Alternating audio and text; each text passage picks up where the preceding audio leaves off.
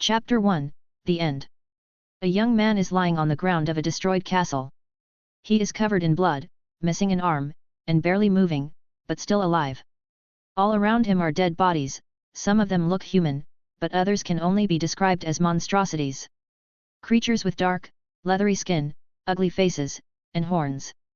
On the other side of the room, lies an older man. He has his back against a very beautifully decorated throne. The man has very inhuman features, almost snake-like. The young man raised his head with difficulty to look at the dead figure of his worst enemy, resting peacefully against his throne, at the heart of what was once Hogwarts.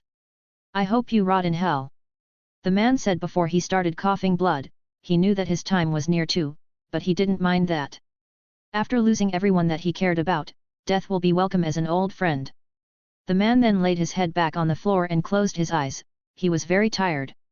Flashes of past events started to appear in his mind. His name was once Harry Potter. His parents were murdered by a Dark Lord who called himself Voldemort. He had a terrible childhood at the hands of his Muggle relatives who he rather not remember. At the age of 11, he discovered that he was a wizard and attended Hogwarts. He made many friends that will become like his family in time. Ron Weasley, Neville Longbottom, Luna Lovegood, Hermione Granger, and Ginny Weasley. During his 4th year, Voldemort came back from the dead, and the Second Wizard War started. Afterward, Dumbledore decided to trust Harry with all of his secrets about the prophecy and the Horcruxes. And together, they went hunting for them. Unfortunately, during his 6th year, some Death Eaters managed to infiltrate the school, and the headmaster was killed. Harry had to continue the hunt with the help of his friends, and by the time Harry was in his 7th year, they had destroyed all but one of them. At the end of his 7th year, Voldemort decided to launch an all-out attack against Hogwarts to gain control of the castle and kill the boy who lived. But Harry was not an easy target to kill. During his 5th and 6th years, Dumbledore had personally trained him, and Harry had proven to the headmaster why he was the child of the prophecy. Harry had a natural gift with magic, especially transfiguration, much to the old man's joy. During his duel with Voldemort, Neville, Ron, and Hermione had managed to find Nagini, the last Horcrux, and Neville finished the snake off with the sword of Gryffindor. Thanks to everyone's efforts, Harry was able to kill Voldemort by severing his head with a cutting charm. It was the first time that Harry had to actually kill someone, and he hoped it would be the last.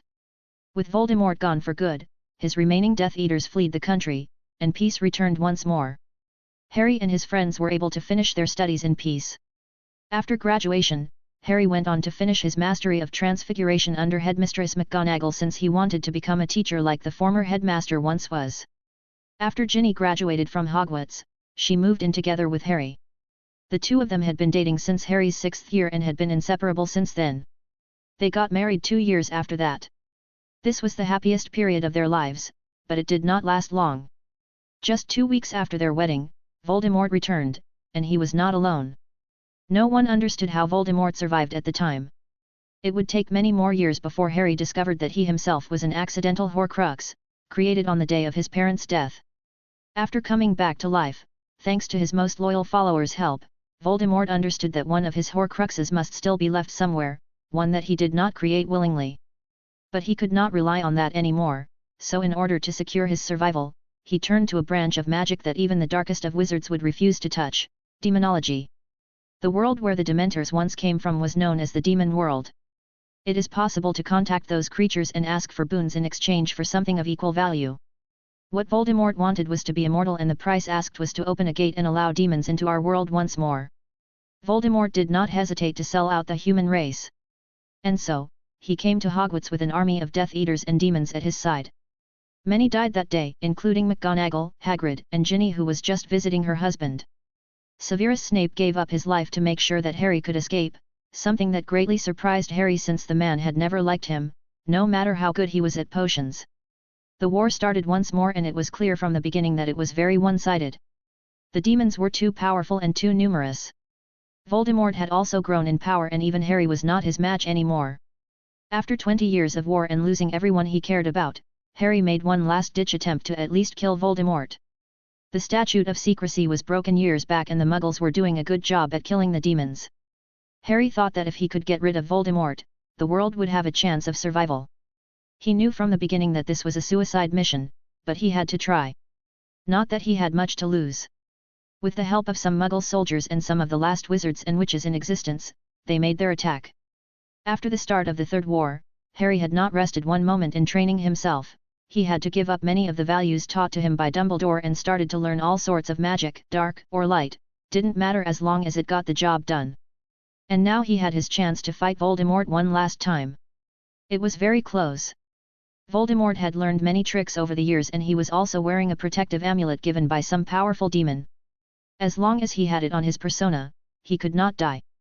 It cost Harry an arm but managed to take the amulet away from him, and the moment he did so, the amulet turned into dust, much to Voldemort's dismay.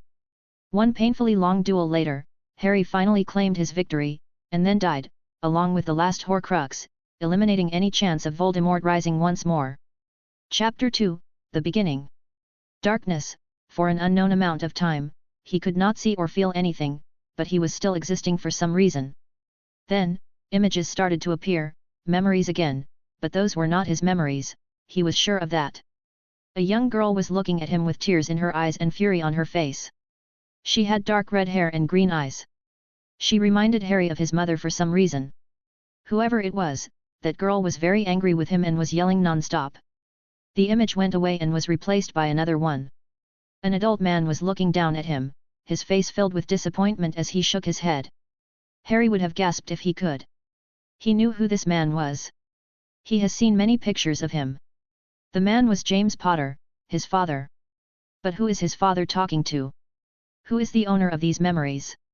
And why is he watching them now? As the images went away, darkness welcomed Harry once more and things went back to how they were before. It was impossible to tell time, but after a while, another image appeared. And he knew it was another memory. An adult redhead woman was kneeling down and hugging a child. Harry was surprised once more.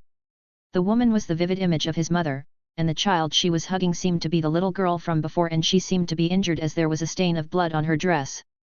Her mother turns to look at him, or the owner of these memories at least. Lily Potter is angry, very angry, but there is also a lot of sadness in her eyes, and disappointment once more. As the images went away, darkness welcomed him once more. After some more time, something changed.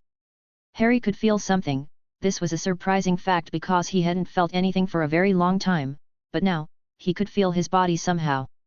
He tried to focus on that feeling and then, started to hear very distant voices. Healer! Healer! A female voice seems to be calling in distress. Look, he's moving, the same female voice said.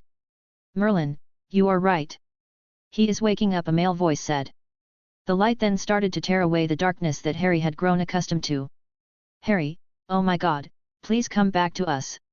The female cried. She was calling his name and her voice sounded so familiar. Harry put all of his effort into opening his eyes and more light covered his vision until the darkness was no more. Everything was white and his eyes started to adjust again. He then realized that he was looking at a plain white ceiling. Harry. The woman called his name. Mr. Potter, can you hear me? The man asked.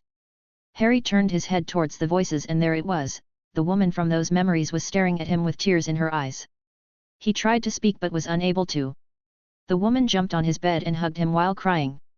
Oh, thank Merlin, we thought we lost you. She said. Have I reached the afterlife? It doesn't seem like that. I can feel my mother hugging me, I can even smell her perfume. But how can this be real? We are both dead. Of that, I am more than sure. Miss Potter, please, I need to evaluate the state of your son. The healer said. His mother stood back with reluctance and took a handkerchief to clean her tears. The healer waved his wand around and looked at Harry intently. Can you tell me your name, young one? The healer asked. Harry moved his mouth but no words came out, only some mumbling sounds. I guess you can't speak yet. Is not out of the ordinary, considering what you went through. Can you at least move your head to nod? He asked. Harry tried and was able to move his head enough to nod. Excellent. At least your motor and cognitive skills are working. He turned to Lily. We will need to keep him here for now. I need to perform more tests when he has a chance to rest a bit. But, is he going to be fine? Are there any problems? Lily asked with worry. Physically he seems perfectly fine. Is his mind that worries me? But I need him to speak so I can conduct more tests. We will wait for now. He should recover his ability to talk by tomorrow. The healer said before leaving. Lily turned to him. Harry, I need to go call your father. I will be back in a few minutes, don't worry, okay.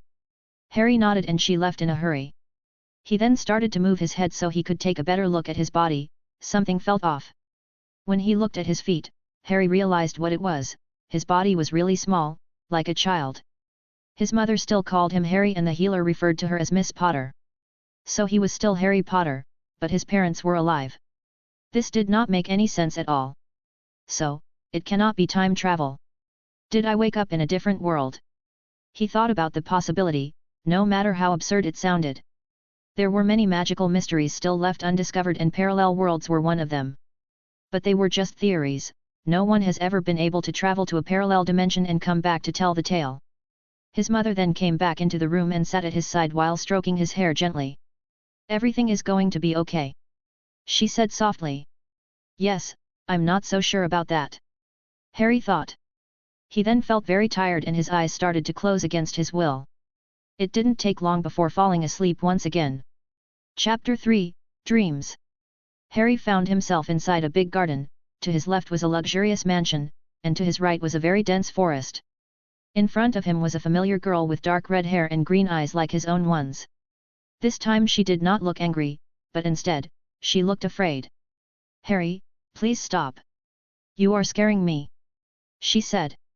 The reason for her fear became obvious very quickly. The owner of these memories was holding a wand and pointing it to the girl, who he was now sure must be his sister. Shut up. It's always you, you are the favorite one, always, always, ...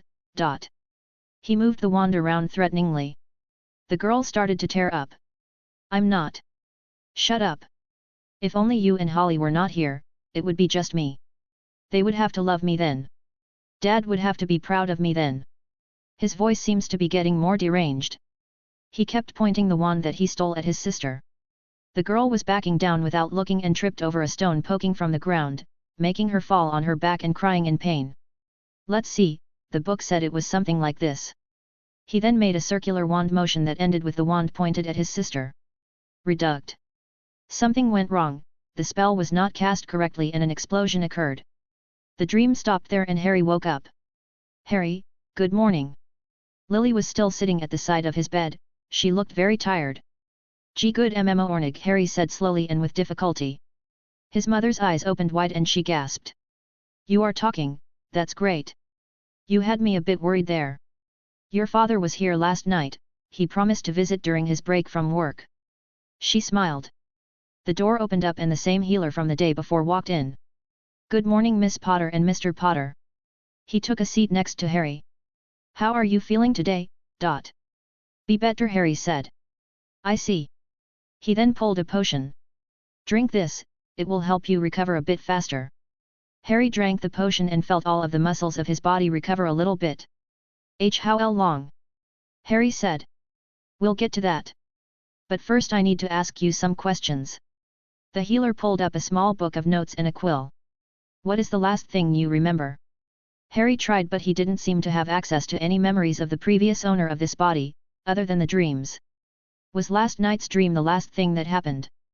Did the previous Harry actually die while trying to kill his own sister and I somehow ended up taking his place? I have so many questions. Harry's thoughts were a mess. I don't know. Harry thought that it was the safest answer. He could not possibly explain what happened to him. The healer nodded. In which part of England is your house located? He then asked. Harry looked confused. He had no idea, it didn't seem like this version of his parents was living in Godric Hollow if that garden from his dream was their home. I don't know. He said, this time with less difficulty to speak. Harry? What do you mean, you don't know? Lily asked in confusion. Miss Potter, please, let me continue. The healer said and his mother backed down. What about an easy one? What is your mother's name? He asked. Lily Potter, Harry answered quickly. What about your father? James Potter. The healer nodded. What is your sister's name? He asked. Harry looked troubled once more. Crap, I think one of her names was mentioned in the dream, but I cannot remember it, it was something with H. I forgot, Harry said, looking a bit ashamed. His mother gasped and looked at Harry with worry, but did not interrupt the healer. I see, one last question. What is your date of birth? He asked. This one, Harry knew well. July 31st. 1980, Harry answered. His mother looked at him with concern once more and Harry didn't understand why. The healer frowned. That's not what I have written here. Miss Potter. The healer turned to Lily for clarification. It's actually, July 5th. 1980. She said. Very well. I'll be back in a bit. The healer stood from his chair and started to walk towards the door. Lily approached him and whispered. Is there something wrong with him? Why can't he remember those things? It's still too early to say, I need to consult with a colleague of mine. Now, if you excuse me. The healer made his way out of the room. Lily turned to Harry and tried to give him a reassuring smile, but it was obvious that she was very worried. Some time later, James Potter arrived at the hospital and came into the room. When he looked at his son, Harry could tell that his father was happy to see him but also very angry. James. Lily went to greet her husband and the two of them hugged. Hey, Lil. How is he? He whispered. The healer is still doing some tests, but for now, just talk to him, Lily said, not wanting to discuss her son's condition in front of him. James approached Harry's bed and sat down. Hi son, how do you feel? James greeted with mixed feelings. I guess he knows what the other Harry did to end up in the hospital. If I remember correctly, James Potter was an Auror before being killed. Harry concluded. I'm feeling fine, Dad. He said slowly. The potion the healer gave him was doing effect and his difficulty speaking was vanishing. Before James had a chance to say anything else, the door opened again and two men entered. One was the healer that previously attended Harry. Ah, Mr. Potter, it's good to see you again. This is my colleague. He pointed to the older man next to him. He is one of the best mind healers in Saints Mungo. I called him here to take a look at your child. A mind healer? James asked in confusion before looking at Lily. Lily was going to start explaining when the healer intervened. I believe it would be better if we discuss this in my office. Giving a passing glance at Harry. My colleague will perform an evaluation of your son's state in the meantime. James nodded and followed the healer. Lily gave one last smile to Harry before leaving too. Once they are gone, the mind healer will perform a long series of questions, ranging from personal information to some general knowledge. Then he asked Harry to perform some simple tests like recognizing shapes or specific objects in pictures. Harry tried to answer truthfully whenever he could and would claim ignorance when it came to questions about his personal life. That wasn't a lie either because he didn't really remember anything that the previous Harry had done, aside from those dreams. Chapter 4, Meeting the Sisters. Later in the afternoon, the healer and mind healer who attended Harry were discussing their evaluation with the parents. Selective amnesia? Lily asked with concern. Yes, Miss Potter. Your son still has all of his general knowledge intact, but he is unable to remember most details about his personal life. He doesn't even seem to remember the names of his sisters. Although he does remember the names of his parents at least. The mind healer explained. He doesn't remember Lyra and Holly? Are you sure he is being sincere? My son has a history at being disingenuous, to say the least. James said. James. How can you say that? Lily wanted to scream at her husband. James gave her a look. Am I wrong? Lily looked down.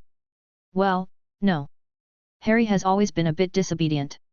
The healer looked at the couple but didn't say anything. The mind healer then spoke. Mr. Potter, I have been a mind healer for almost 40 years. If anyone is lying to me, I would know, especially a child. No, your son was telling the truth, and my diagnosis is correct, I can assure you of that. Then, what do we do? Is he going to recover those memories? Lily asked. You can take him home, there is no more reason to keep him here. Just be mindful that he may need a reminder of even some basic things like where is his room or who are his friends. As for recovering his memories, I would say is unlikely, but the mind of a child is very resilient, he will adapt in no time, you'll see. The mind healer said. Oh, one more thing Miss and Mr. Potter. The healer said and everyone turned to face him. Don't be too surprised if your son's personality changes a bit. is a normal side effect in cases of amnesia. After all, our memories and experiences are what often defines our personality. That would be good news, mumbled James. Harry had finally a chance to take a good look at himself when he was changing his clothes before leaving for home. He looked almost exactly the same as he remembered looking at the age of 10. Just without the malnourishment and with better clothes. What called his attention the most was the lack of a scar on his forehead.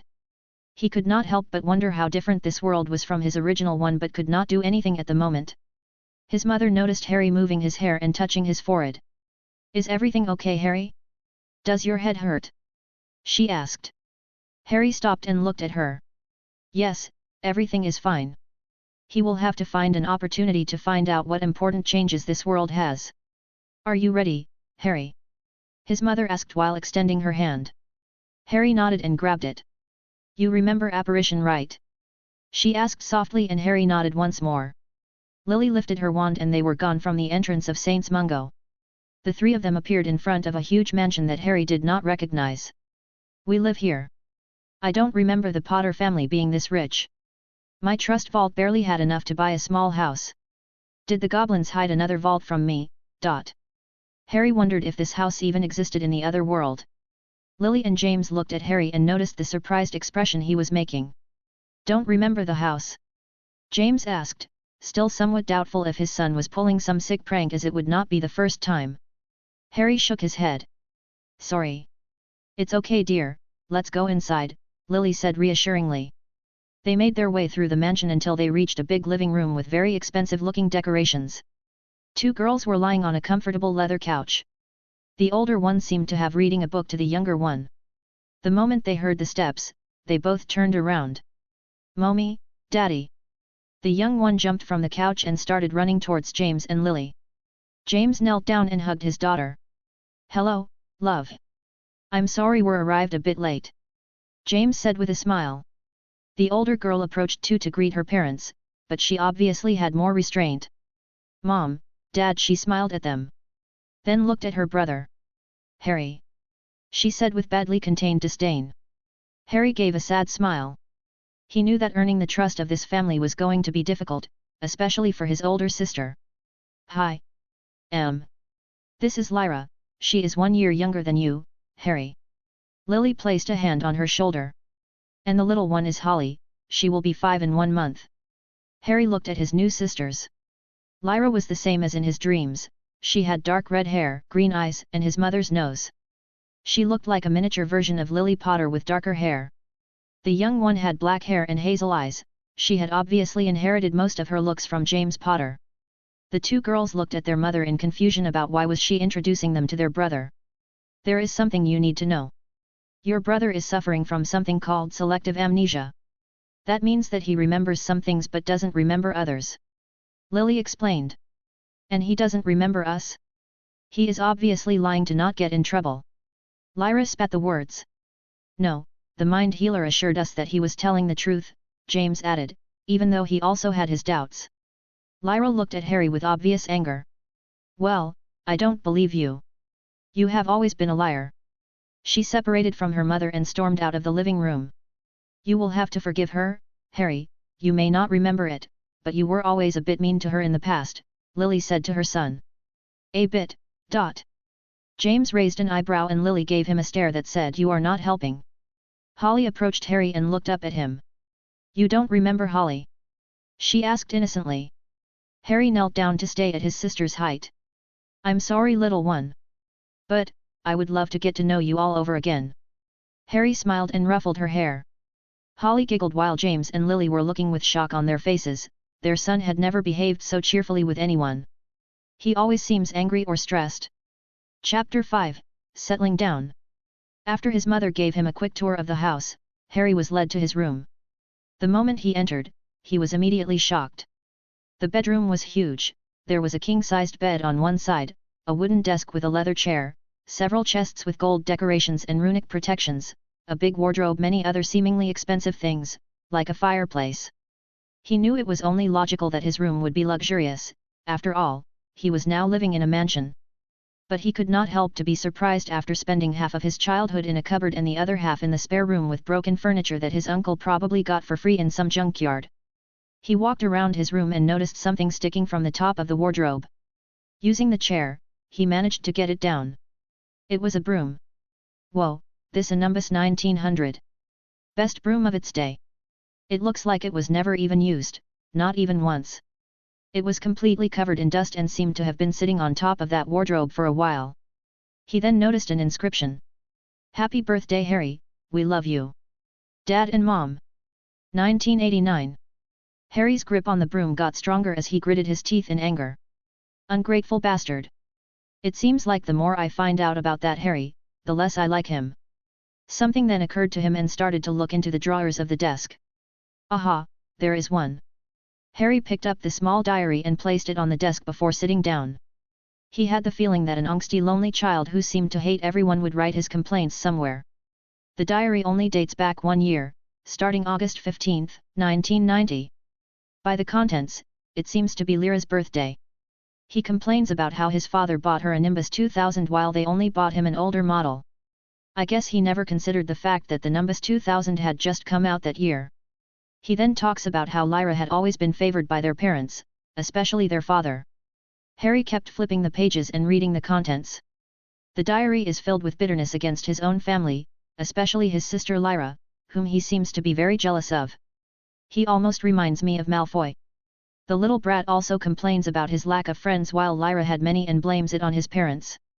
The last pages of the diary had some disturbing contents. Apparently, the other Harry had spent a while planning on stealing his dead grandmother's wand that his father kept stored in their bedroom and making use of it in order to teach his sister a lesson. So, not only did you try to hurt or even kill your sister but also destroyed your grandmother's memento in the process. Wow, even Malfoy was a lot better than this. How can a different version of me be so different? Harry could not understand it. He now hoped that the reason he appeared in this world was caused by the death of his alter ego. Until he remakes his occlumency shields and creates his mental realm, it would be impossible to scan his mind in search of some remnants of his former being. I swear that if there is anything left of him in there, I will get rid of it. Harry threw the diary in the fireplace and lay on the comfy bed. I don't know how I ended up here, but I have always dreamt of having a family like this one. Maybe some god up there decided to reward me, or maybe this is just some cosmic accident. Whatever the case, I will protect this family with everything I have. The next morning, he went to the kitchen and found his mother preparing breakfast. Good morning, Mum. Harry was starting to get used to having a mother now, but it still felt strange. Lily turned around and smiled. Good morning, Harry. This will take a few more minutes. Harry approached his mother and noticed that she was preparing pancakes, juice, and several other things. Let me help you, Harry said. Lily's eyes opened wide. Why you want to help me cook, are you sure? Harry sighed. His parents seemed to go into shock every time he tried to be nice. Sure. He said while taking the pancake butter and started preparing the pancakes. Lily was observing her son with absolute bafflement. You are doing it very well, Harry. When did you learn to cook? Lily asked. Harry shrugged. I don't know, maybe I learned by watching you, and my body somehow remembers it, Harry said. Once they were putting the food on plates, the rest of the family entered the kitchen. The first one was Lyra, who gave her mother a hug and a surprised stare at Harry before sitting down. Then came James carrying their youngest daughter, Holly, on his shoulder. That smells great, Lil. James said while giving his wife a kiss. Thank you, Harry helped me with the breakfast, Lily said proudly. James raised an eyebrow. He did. Lyra gave Harry an incredulous look before staring at her breakfast with suspicion. Holly didn't care and started eating. Harry noticed that his father was reading the Daily Prophet. Dad, can I borrow that when you are done? He said while pointing at the paper. James seemed a bit surprised but didn't comment on that. Sure, I only read the front page usually. After having breakfast, Harry went to the sink and was going to start cleaning the dishes when a house elf appeared. Oh, no, Master Harry. Mipsy already left Miss Cook, I will do the cleaning, please. Harry was startled for a moment. A house elf, ... Master Harry, ... The elf looked confused. Sorry, Mipsy was it? You see, I was injured recently and lost some of my memories. Harry explained. Oh, MYPSY is sorry to hear that. Said the elf. Are you the only house elf here? Harry asked and the elf nodded. Very well then, I'll leave you to your work. The elf smiled and went to clean. Harry left the kitchen and went to the house library while carrying the newspaper his father gave him. The library was almost as big as the one in Hogwarts and must contain thousands of tomes. Wow! Harry was truly impressed. If only I had grown up in a place like this, maybe things would have ended up differently. He could not help to think. He took a seat on a comfortable leather couch and opened the Daily Prophet. He looked at the top left corner of the first page. June 10, 1991. That means, I'm almost 11 years old and there are a few months left before it's Hogwarts time. He managed to acquire a few more bits of information from the articles depicted. The minister was Cornelius Fudge after being mentioned in the passing of a new trading law. Lucius Malfoy seems to still be very close to the minister as he was shown at his side in the picture taken. Dumbledore is mentioned in the passing of an article about dragon blood. What I need is information on Voldemort. I need to know what else is different. At that moment, Harry heard noises of people approaching before the door to the library opened. Yai! A very excited Holly entered running, while Lily walked some distance behind. Holly noticed Harry and stopped. Hello, Holly. Did you come here to play? Harry asked. She wants me to read her some books, Lily answered while approaching the duo. Yes, books. Holly exclaimed happily. What kind of books do you like? Harry asked. Holly smiled. The ones with the boy who lived, Neville Longbottom. Chapter 6, The Adventures of Neville Longbottom. Did you say, Neville? Harry asked. Yes, those are her favorite ones. I used to read them to you and your sister Lyra, but, you two never liked them that much. Lily said. So, Neville became the boy who lived in this world. Of course, the prophecy must have excluded me, because I was born almost a month earlier, leaving only one choice for Voldemort to attack. When Harry was pondering about the changes in this world and how to gain more information, he suddenly had an idea. Holly, you must have a lot of books about the boy who lived, right? Harry asked his little sister. Holly's eyes illuminated with enthusiasm. I have lots. Holly took Harry's hand and started to lead him towards one of the bookshelves. Lily was watching the interaction with a smile. In the past, Harry had never shown any interest in his little sister. Kids are able to quickly understand when they are not wanted, so, Holly never tried to interact with Harry that much either. She must have felt the change in Harry. Lily thought. Once Harry got closer to the shelf, he spotted a lot of books with very colorful covers and the name of Neville Longbottom followed by all sorts of crazy titles. Neville Longbottom and the Hydra of 9 Heads. Neville Longbottom and his trusty red dragon. Neville Longbottom and his magical castle. Wow, did I also have all of that stuff back in my old world? I remember Ginny mentioned some of the books about me she read as a child. But she was too embarrassed about that part of her childhood to go into more details. Harry looked as Holly rushed to a shelf and started to look for something to read. He also started to look around looking for something more historical and less fantastical. On the upper part of the shelf, he found something interesting. The Boy Who Lived and the Downfall of the Dark Lord. Harry picked up the book and started reading the contents. Holly finally decided on a book and brought it to her mother to read it. Let's see. Neville Longbottom was born, blah blah blah, oh, there it is. On the night of October 31, 1981, the Dark Lord attacked personally the Longbottom household. Lord and Lady Longbottom battled ferociously but unfortunately perished in the end. Harry made a pained expression at the mention of the Longbottoms.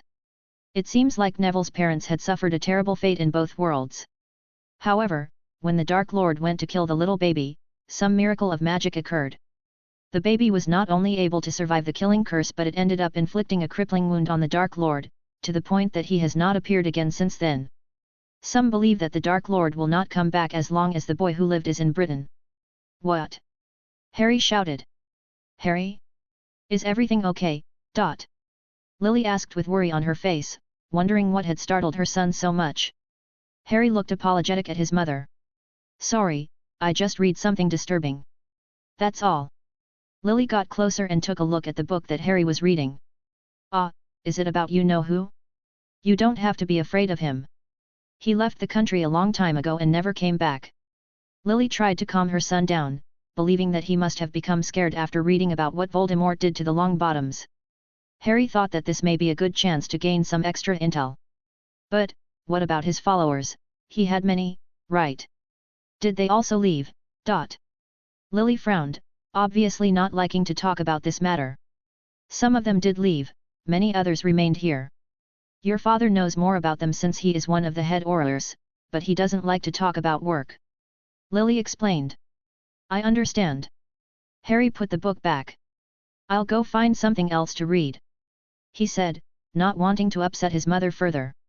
After picking something else, he sat down and looked at his mother and sister. Holly was sitting on her mother's lap while Lily read a story about how Neville Longbottom fought an evil ogre and saved the kidnapped princess from his tower. A soft smile appeared on his face as he observed the two of them. After finishing her book, Holly went to fetch another one and brought it to Harry. Read this, please, she asked. Harry raised an eyebrow. You want me to read you the book? Harry asked and Holly nodded. Harry looked at his mother who was approaching. Do you mind? I need to go do some chores before dinner, Lily said. Not at all, Harry said. He was just surprised his mother would trust him that much. I believe your father is outside in the garden, doing something. He took a few free days. If you need anything, you can go to him or call for Mipsy, Lily said before leaving. Holly sat down at his side and handed him the book. After reading for a few minutes, he noticed the presence of someone else in the library. I bet that's the house elf. Mother must have asked her to keep an eye on us, he thought. Harry wasn't really offended. It would have actually been very reckless to leave a 10-year-old who had just come back from the hospital with a brain injury to take care of a 4-year-old with no supervision. Harry ignored the presence of the elf and continued reading for a while. He then noticed Holly started to yawn. Must be nap time, he thought. Mipsy, you can come out, Harry said out loud. The elf appeared in front of them. Master Harry knew I was there, the elf asked. Never mind that. Help me carry my sister to her room so she can sleep, Harry said while picking up Holly, who was starting to close her eyes. He noticed the elf using magic to make her lighter and easier to carry. He thanked the elf and followed her. After leaving his sister in her room with Mipsy, Harry decided to take a walk through the gardens. The moment he went outside, he caught a glimpse of people standing on the grassy field. Right, she said that father would be here, Harry thought. His father and Lyra were holding flying brooms and his father seemed to be giving her some instructions. They saw him approach and turned to him. Lyra immediately frowned while his father just seemed a bit surprised. Hi there, do you mind if I join your flying practice? Harry asked. Chapter 7, Flying Practice. You want to fly? I thought you didn't like it that much, James said. Harry shrugged. I guess I changed my mind. So, can I? James smiled. Sure you can. Do you remember where your broom is? You know, the one we got you 2 years ago. Yes, I'll go get it. Harry turned around and left for his room. James looked at his daughter, who was making an angry expression. You still believe that he is pretending, he asked. Dad, no one changes that quick. He has to be, Lyra said while looking serious. James observed his daughter with attention. She has always been too mature for her age. I'll tell you one thing. In my work, I have to deal with a lot of liars, and over the years I have developed a keen eye to discern who is telling the truth and who is lying without the need to use any magic. Lyra looked at him. And, as far as I have observed, Harry seems completely sincere. He saw his daughter was about to protest and raised his hand to indicate that he was not finished. I know it's hard to believe, but, you should give him a chance. If he is sincere about wanting to change and you keep pushing him away, he may revert back to being the way he was. You don't want that, right? James finished saying. Lyra did not raise any complaints but she still didn't seem completely convinced. She has been attacked and deceived by her brother too many times in the past. She had wished on many occasions for her brother to change, to become at least tolerable to be around. But this change was just too much, too sudden and hard to believe. Harry came back with his broom in hand. All right, let's get to flying. Hold down, champ, let me see that broom. I need to make sure it's in good condition to fly since it hasn't been used for so long, James said while taking the broom. He observed the broom carefully. Did you clean it up?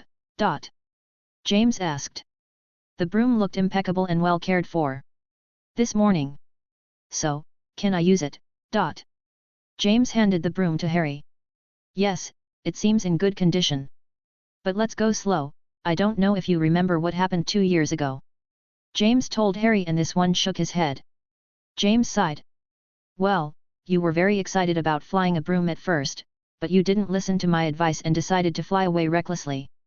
In the end, you crashed against a tree, broke one arm, and didn't want to touch the broom again. Yes, you were always saying that flying was stupid. Lyra grinned. So that's why he left the broom there, covered in dust. Harry just smiled at her, ignoring her childish taunt. Well, let's try again then. Lyra was surprised by the lack of a bitter response as usual but didn't say anything else. James got into position. Okay, Harry, get onto the broom and start to ascend slowly. Remember, you need to focus on the broom and deliver the order in a calm and focused manner. Harry did as he was told. As much as he wanted to shoot into the sky, he decided that it would be better to show a slower progression, and not give his father a heart attack in the process. Harry started to gain altitude slowly with his father at his side. Very well, Harry. This is high enough, let's stop here and start to move forward. James said. Oh, Merlin, this is going to be so dull. Harry thought. Lyra seemed to agree as she started to fly away from the duo at great speed. Don't go too far, Lyra. Stay inside the property limits. James said in a commanding tone, and Lyra responded with an annoyed "I know, Dad." Harry and James started to fly around the garden very slowly and only a few feet off the ground.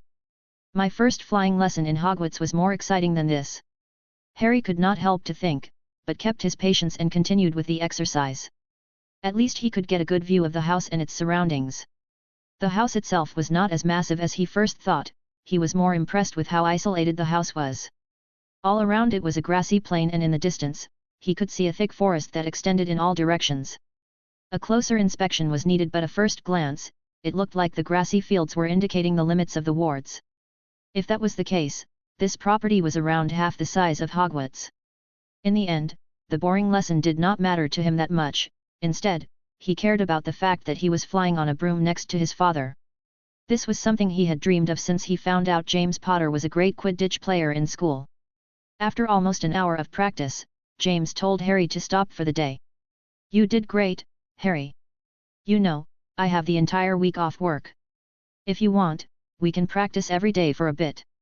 James offered with a sincere smile. Yes, I would love that, Dad, said Harry. Even though the practice was a bit boring, he could not help but be genuinely happy at spending time with his father like that. Lyra then descended from the sky with her Nimbus 2000. Oh, you two slowpokes are done. James gave her a warning look. Harry chuckled. Yes, we are done for today. I'll see you at dinner, Lyra. After Harry left, James approached his daughter. He doesn't react to anything. The Harry I knew would have gotten angry with much less. Lyra said. James raised an eyebrow. Stop trying to provoke him, that's a bad idea. I just wanted to get a reaction. Are you sure you brought the right Harry from the hospital? Lyra asked. Chapter 8, Findings. Harry was slowly getting used to his new life.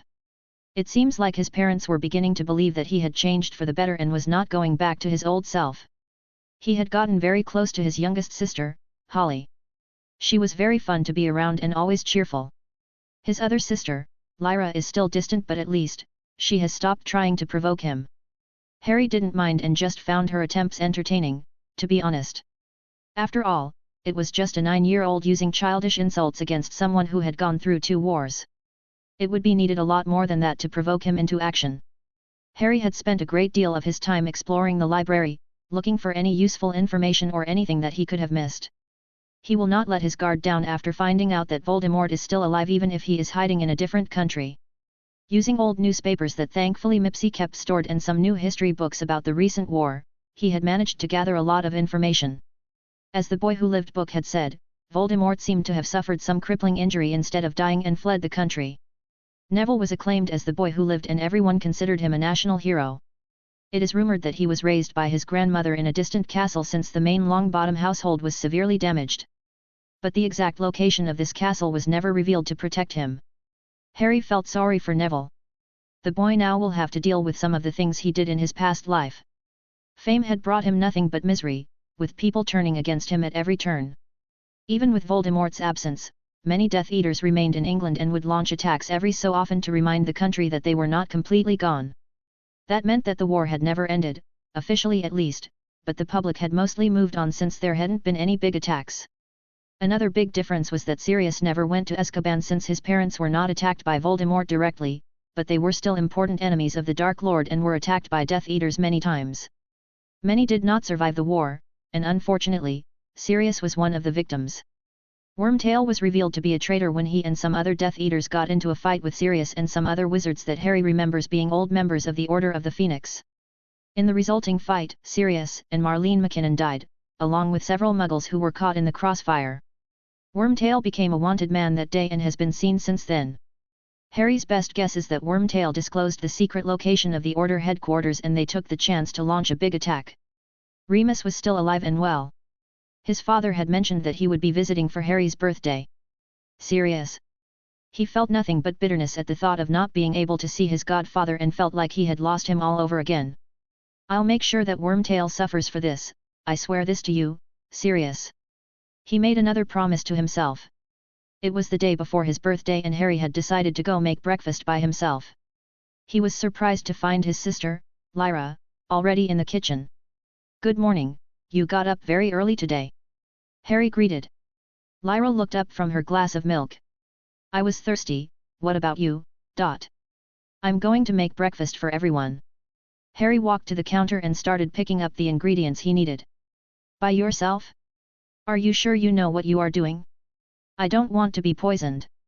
Lyra smirked. Well, you can stay and try the food first if you want. Harry offered while he kept working. You have been spending a lot of time with Holly lately, Lyra said with a serious expression. Harry raised an eyebrow and looked at his sister, wondering where this was going. I have not told Dad everything about what happened that day. Only that you were playing with Grandma's wand and got hurt on accident. Lyra said. Harry was surprised. She lied to protect me. That would explain why his parents weren't more angry with him, especially his father. But, if you hurt my sister. Our sister. Harry corrected her. And, I would rather die than hurt any member of this family. Lyra was taken aback by how intense was Harry when he said that, and she didn't doubt that he meant every word. You really have changed. Lyra was forced to admit. After a moment of silence between the two of them, she spoke once more. Fine, I'll stay and be the first one to try your food. It better be good. She pointed her finger at him and went back to her drink. I'll give you one last chance, Harry, last one, I swear. Lyra thought to herself. You'll see. Harry smiled and went back to work. Yummy, Holly said happily while eating. There were Cornish potato cakes, sausages, eggs, bacon, and seared tomatoes. This is really good, Harry, James said while eating and drinking his coffee. You know you don't have to, right Harry? I only prepare breakfast once a week because Mipsy gets upset if I take too much work away from her. Lily said. I know Mom, I just felt like doing it today, Harry answered before looking at Lyra who gave him a reluctant thumbs up. Chapter 9, Birthday. Harry remembers well the last birthday he celebrated. It was his 20th birthday and the only reason he even agreed to it was because of the insistence from Hermione and Ron. They had already lost many loved ones and the war was going at full force, but his friends thought that a small celebration would bring some happiness to their miserable lives. The party was interrupted when a horde of demons destroyed the safe house they were in. Many of their allies died that day. Harry received his second permanent scar and Ron lost his left leg. They learned a lesson that day, no more celebrating until the war was over. Harry was interrupted by his dark thoughts when his father knocked on the door. Harry, your Uncle Remus is here. Come to say hi. James said. Remus. He did not know what he was going to say to that man. Harry went downstairs and found Remus talking with his mother. He looked a lot better than the one he remembered, which would not be too hard since the Remus he knew dropped dead during the first attack on Hogwarts. This Remus Lupin was wearing clean, new clothes, trimmed hair, and was clean-shaved. If it wasn't for his senses detecting the dark aura of the werewolf inside him, Harry would have believed that this version of Remus was never cursed to begin with. He looks like one of those businessmen that Vernon liked to bring home for dinner. Harry thought. Remus turned to look at Harry when he heard him approach. Here you are. Happy birthday, Harry. Remus smiled for a moment before he seemed to remember something. Oh, your mother told me what happened to you. And, well, do you remember me? Remus asked hesitantly. As much as Harry hated to disappoint this man, he could not claim to remember him after not remembering his sisters. And to be fair, he did not know anything about this version of Remus Lupin. Sorry, Uncle Remus. I don't remember much. Harry said apologetically. Remus put a hand on his shoulder and smiled softly. It's okay, Harry. It's not your fault. Hey, you can get to know your Uncle Remus today. We are all going to have dinner together for your birthday. Lily tried to cheer them up. Dinner was a quiet affair. Harry didn't seem to have any friends of his age, so it was only the family and Remus. Holly was starting to get bored after finishing her meal, so Lily took her to her room to read her a book before sleep. Lyra excused herself and went to her room, leaving Remus, James, and Harry alone. So, Harry. Your father was telling me before that you have been learning how to fly in a broom. Remus said. Yes, he taught me for a week, and I have been practicing every day since then. Answered Harry. That's great. You know? Your father used to be a great flyer back in our school days. He even played in the Quidditch team. I'll let you know that I am still a great flyer. And I didn't just play in the team, I was the best chaser in the school. James bragged while laughing. Well, I don't know that much about Quidditch, but I do enjoy flying. Harry tried to seem sincere at least. I'm sure, your father will get you started with the game soon enough, Remus said. He can't join the team until second year, so we still have plenty of time, James said. Some days after, an owl made its way into the Potter Manor and landed on the kitchen table, in front of Harry, while the family was having breakfast. Is that what I think it is? Lily asked. Go on, Harry, pick up the letter, James said with a smile. Harry recognized the seal on the letter immediately and picked it up, then gave some bacon to the owl. He opened the envelope and read its contents. It's a letter from Hogwarts, I have been accepted to join the school. Said Harry before handing the letter to his mother. Lily made a jump of joy to celebrate. Yes, I'm so proud, Harry. Were you doubting that he was going to be accepted in Hogwarts? Asked Lyra. Lily raised her hands defensively. Of course not, I knew my boy would get in, ... What a Hoggard? Asked Holly. It's Hogwarts, dear, and is a school for magical people. You will go there too when you are older. Said James.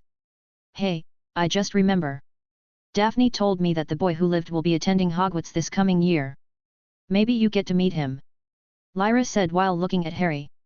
Really, can I meet him too? Said Holly excitedly. Daphne, not, it can't be that one. Harry looked at his little sister. I'm sure you'll meet him one day, but when you do, just treat him normally, okay? I'm sure he doesn't like this whole boy who lived stuff.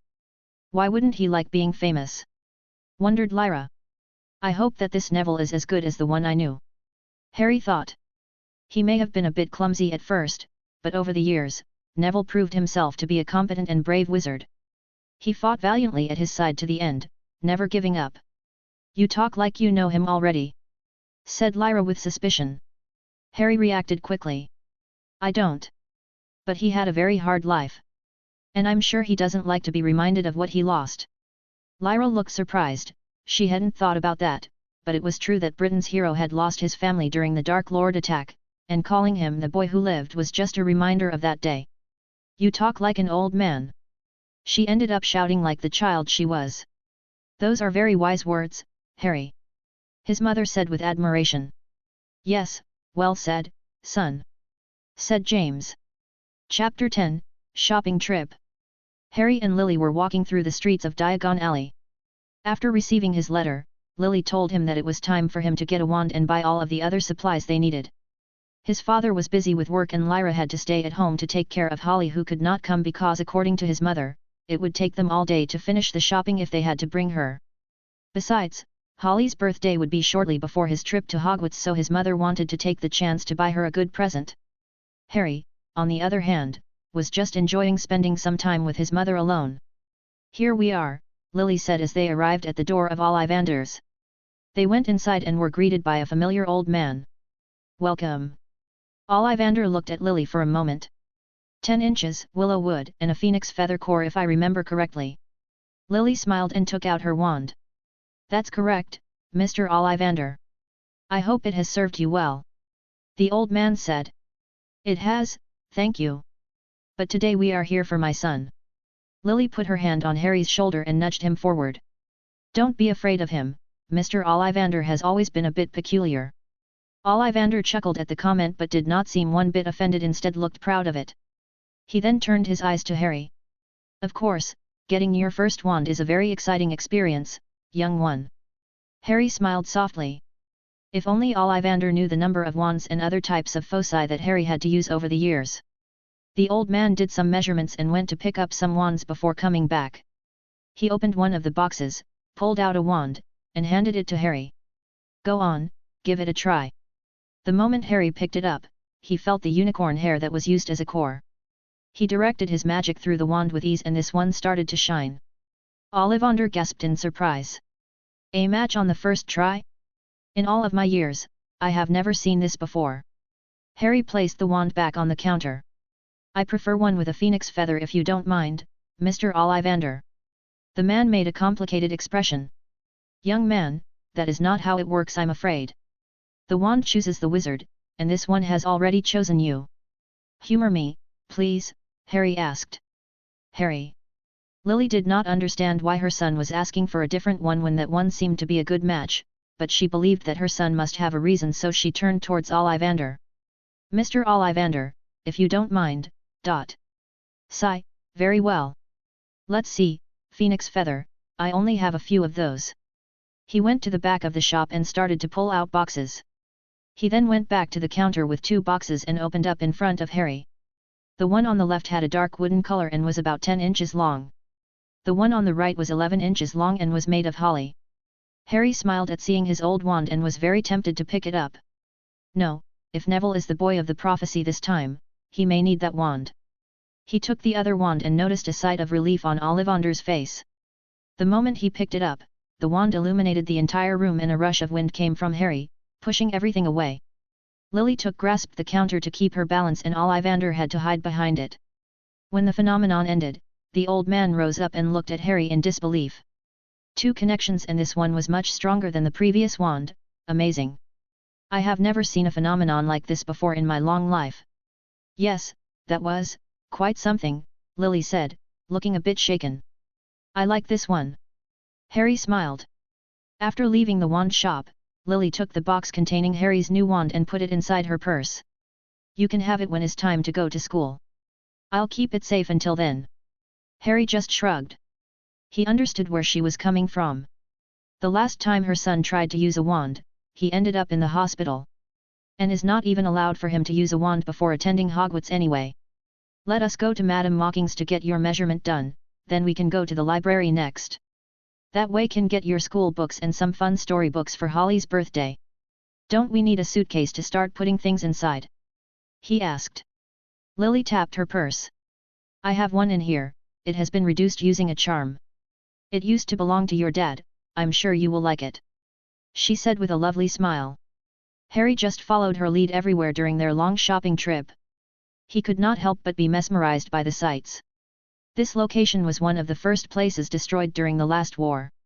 Seeing it back in perfect shape and filled with happy people felt so surreal to him.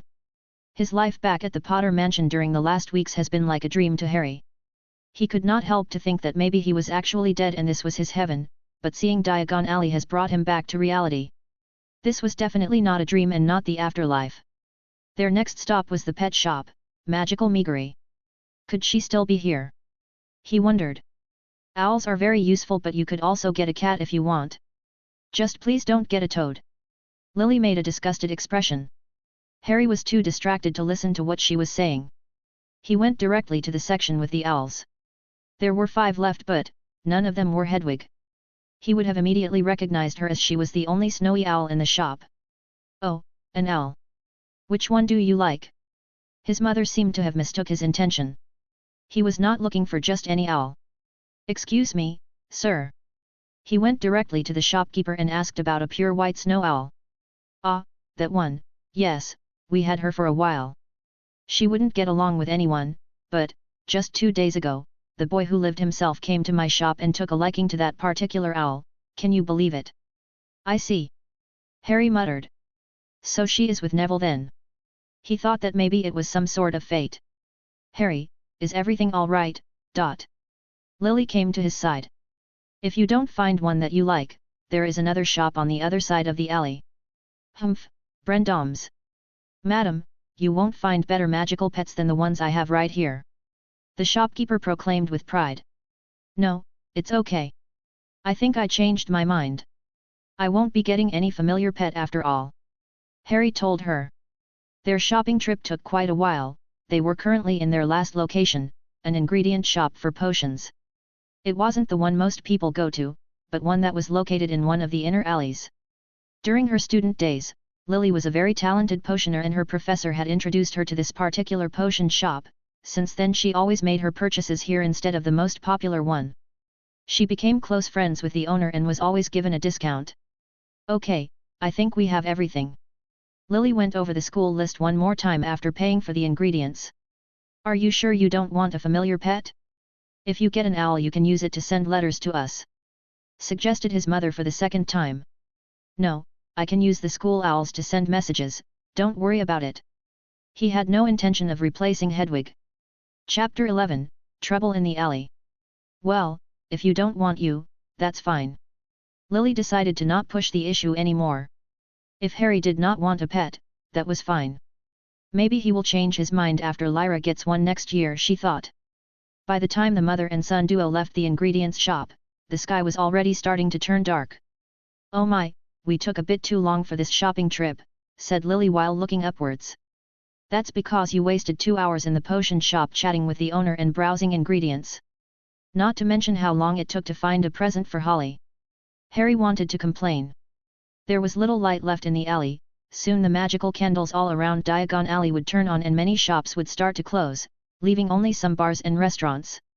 Their current location was a short distance away from the main street and not considered a dangerous place by any means, but for some reason, Harry could not help to have a bad feeling as soon as they left behind the door of the shop. Over the years, he had learned to trust his instincts as they were honed over many battles and this has saved him many times. We should hurry back to the main street. Harry looked around while they were walking. Lily looked at her son. It's okay, sweetie. I know it's a bit dark now but this alley is very safe and there are always plenty of people around. But as she looked, she realized there was no one. Her expression changed, her kind smile replaced by the focused face of someone who had faced danger many times before. When she heard steps behind her, her wand was already out. Stupefy.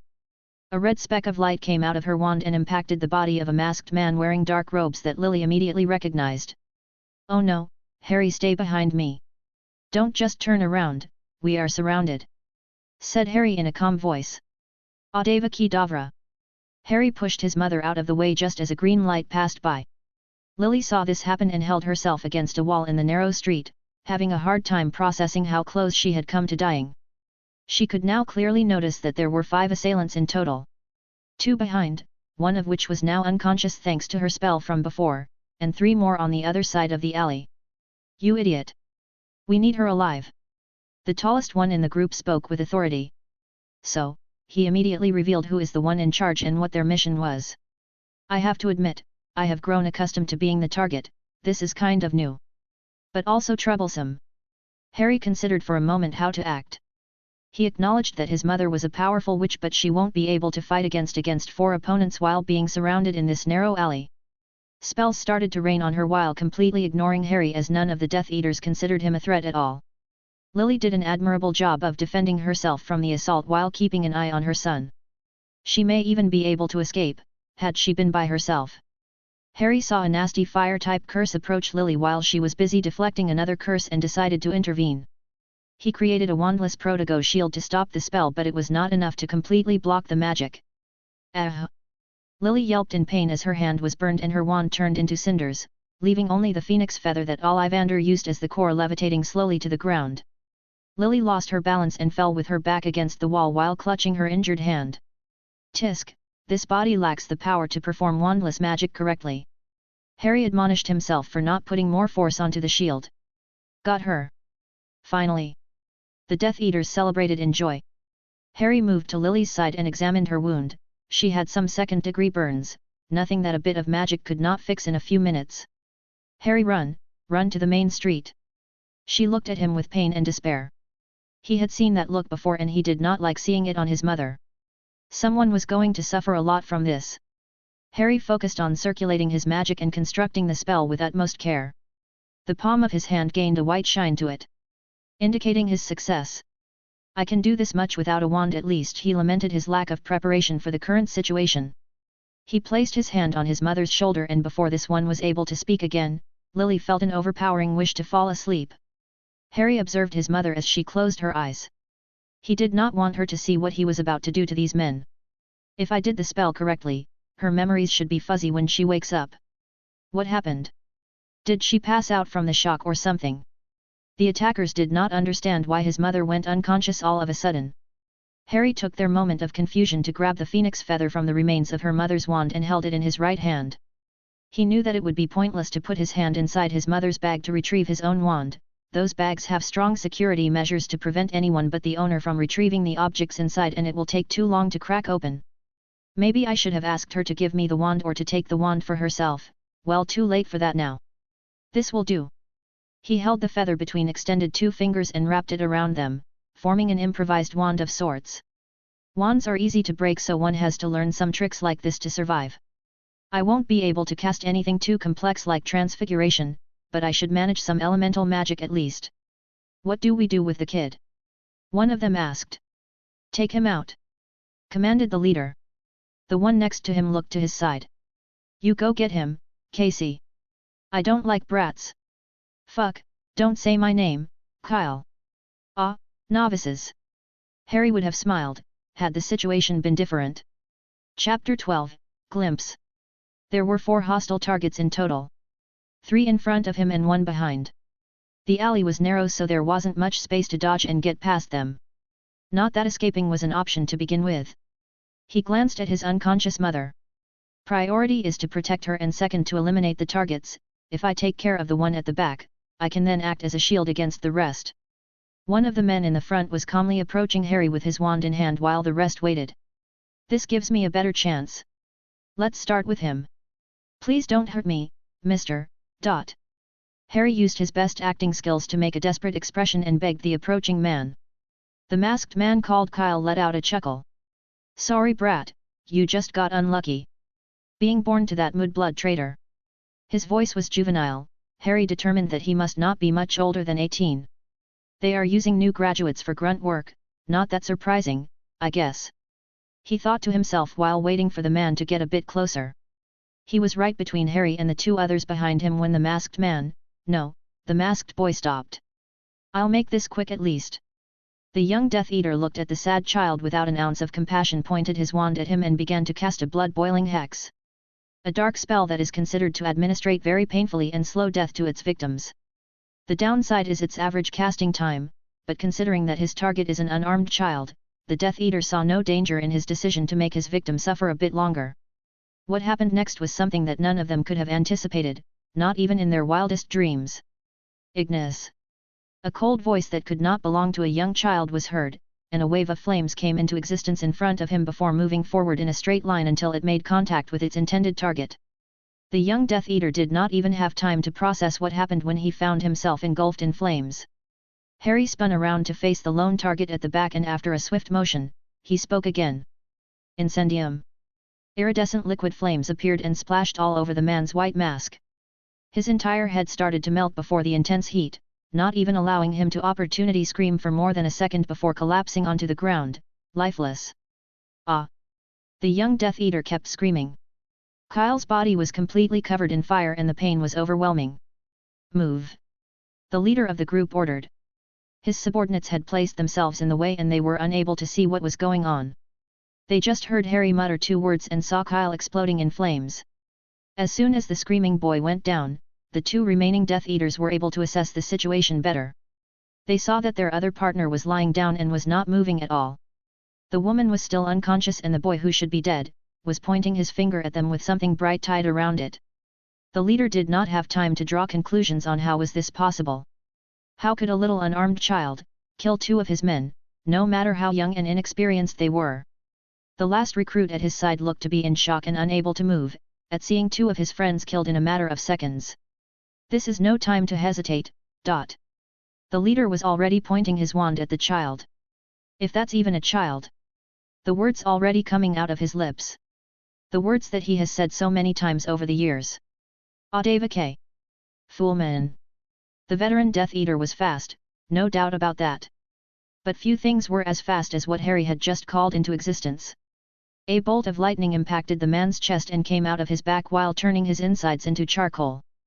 The young Death Eater at his side was not hit by the lighting directly but was unfortunately close enough for an arc of lighting to jump into his body. The electrical discharge was not very strong but it was more than enough to stop his hearth. Harry frowned at the display.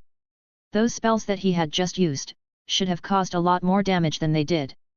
How weak, I'll have to do something about that. His displeasure however did not last long. He looked at the hand that was holding the phoenix feather and saw how badly burned it was. This was a natural side effect of using your own flesh and bones as the casing for the wand core. Had his spell been a bit more powerful, Harry would have likely lost his entire hand.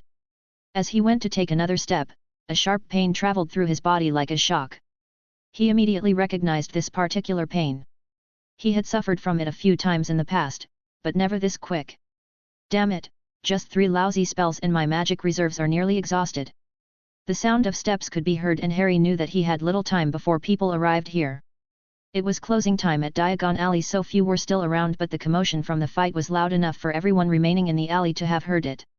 With great difficulty, Harry removed the phoenix feather from his burned fingers and stored it safely in one of his inner pockets before moving to his mother's side and sitting down. He was completely exhausted and his body was about to shut down. The last thing he heard was a woman screaming in horror and a man saying, "Oh, by Merlin, what happened here?" Chapter 13, Back in a Familiar Place. When Harry opened his eyes again, he found himself in a familiar room. He had, very recently, spent some time in this place. Back to Saints Mungo, hey. He was not alone, however. As he moved his head around, he was able to spot the sleeping figure of his mother on the next bed. He looks at his right hand, it is covered in bandages. That's what happens when you cast magic with only the wand core, the burns shouldn't be too bad. Memories of the last events were replayed before his eyes and he started to analyze them, looking for flaws or things he could have done better. This was something he had grown accustomed to doing after every battle. It's okay to make mistakes as long as you live to learn from them. Those were the words he used to repeat to all recruits that he trained and to himself. I could have done better. He admonished himself for his poor performance. Fighting without a proper wand was one thing, but he should have made an effort to get a better handle on his current body and magic. That was the main reason for his failure. It would be difficult to train properly at home but as soon as I'm back at Hogwarts I can make use of that room again. He concluded. The door of the room opened and a group of people entered. Harry. James Potter rushed to his side and gave him a tight hug. Oh, thank Merlin. He wanted to tell the man that he had only suffered from some magical exhaustion and a burned hand and that it was no big deal but decided to hold himself and kept silent. How are you feeling, are you okay? His father asked, face filled with worry. Despite the many disappointments he had suffered at the hands of his son, he could not help but care for him. I'm fine, Dad. His eyes moved to the next bed. How is Mom? She got her hand a bit burned but is nothing serious. She is just sleeping now, she was very tired. James did his best to not make a big deal out of it for the sake of Harry. One of the 2 men who came into the room with his father spoke. James, I need to, you know. He seemed hesitant to speak like he was afraid of offending his father. He was wearing aura robes and a bag, Harry could already imagine what he wanted. The other one was an older man wearing a white robe. Before any of that, I need to examine my patient, he said with a disapproving frown. The old healer walked to Harry and smiled at him. Good morning, Mr. Potter. How are you feeling? He asked while performing some mild scans with his wand. Harry wanted to roll his eyes at all the unnecessary medical attention. I feel fine, Mr. Healer. Just a mild discomfort on my right hand. Yes, I will give you an ointment for that, your hand should be good as new by tomorrow. He waved his wand around a few more times before nodding. Everything seems in order, Mr. Potter. So, can I take him home? Asked James. Call me when your wife wakes up so I can give her another check and then you can all go home," said the healer before walking to the door. So. The aura approached a few more steps and looked at James. His father gave the aura a serious look before going back to Harry. "Son, this person right here is one of my co-workers. He needs to ask you a few questions about what happened yesterday in the alley. Is okay if you don't remember much, just tell him whatever you can recall. Is that okay?" Harry gave him a nod and James smiled at him before he moved to one side, allowing the other aura to get closer to his bed. "Hello, Harry. I'm Will, a friend of your dad. I just need to ask you a few questions, it will be quick. You went yesterday shopping with your mom. We know that the last shop you visited was an ingredient shop in one of the inner alleyways. What happened next?" He made his best impression of the confused child. "It was dark, we were walking and then, Mom got very nervous, some masked men started casting spells at Mom. She got burned and then she fell, and, then they threw something at me and my hand started to hurt, and..." "Yes, and what happened next? Did someone else come to help you?" the aura asked. "I see. They just want to know who killed the Death Eaters, since there is no chance that an unarmed 11-year-old could have anything to do with that." "Yes, someone wearing a dark robe appeared and started fighting against the bad guys." Both James and Will became very attentive at the mention of the dark-robed individual. "What can you tell us about this person?" asked the aura. I can tell you that it was a man, by the voice, but I could not see his face, it was very dark and he was wearing a hood." "I see." Both Will and James looked disappointed. "Anything else? Did you see this man beat the bad guys?" Harry shook his head. "No, I remember that he pointed his wand at me for a moment and saw some red light, then I woke up here." "A stunner most likely. Probably for the best," said James, thinking about the gruesome state that the Death Eaters were left. Will sighed. "A dark hooded man, that doesn't give us much to go on." "No, but whoever that man was, he saved my family," said James. "Yes, but he also killed several members of magical noble families in a very, The aura coughed to clear his throat when he realized what he was about to say in front of a child. "Sorry, I should get going. I'll present what I have to Madame Bones, she is going to throw a fit." The aura sighed again and stood up to leave. Harry. Lily Potter had opened her eyes. Chapter 14, Back to School. "I'm fine." Harry had to raise his voice after his mother refused to let go of him for the past 5 minutes. "Lil, come on, let the boy breathe a bit," said James with amusement. "I was so scared," she cried. "I'm sorry I couldn't protect you." "Calm down, Mom, we are all fine." Harry looked at his dad. "Oh, I just recalled something. Dad, where is my jacket?" "Is inside the small wardrobe on the corner." "Do you remember something else about the attack?" he asked while opening the dresser and taking his small jacket. "Something like that." Harry extended his hand and grabbed the piece of clothing from his father. Lily and James watched with attention, wondering what Harry could be looking for now.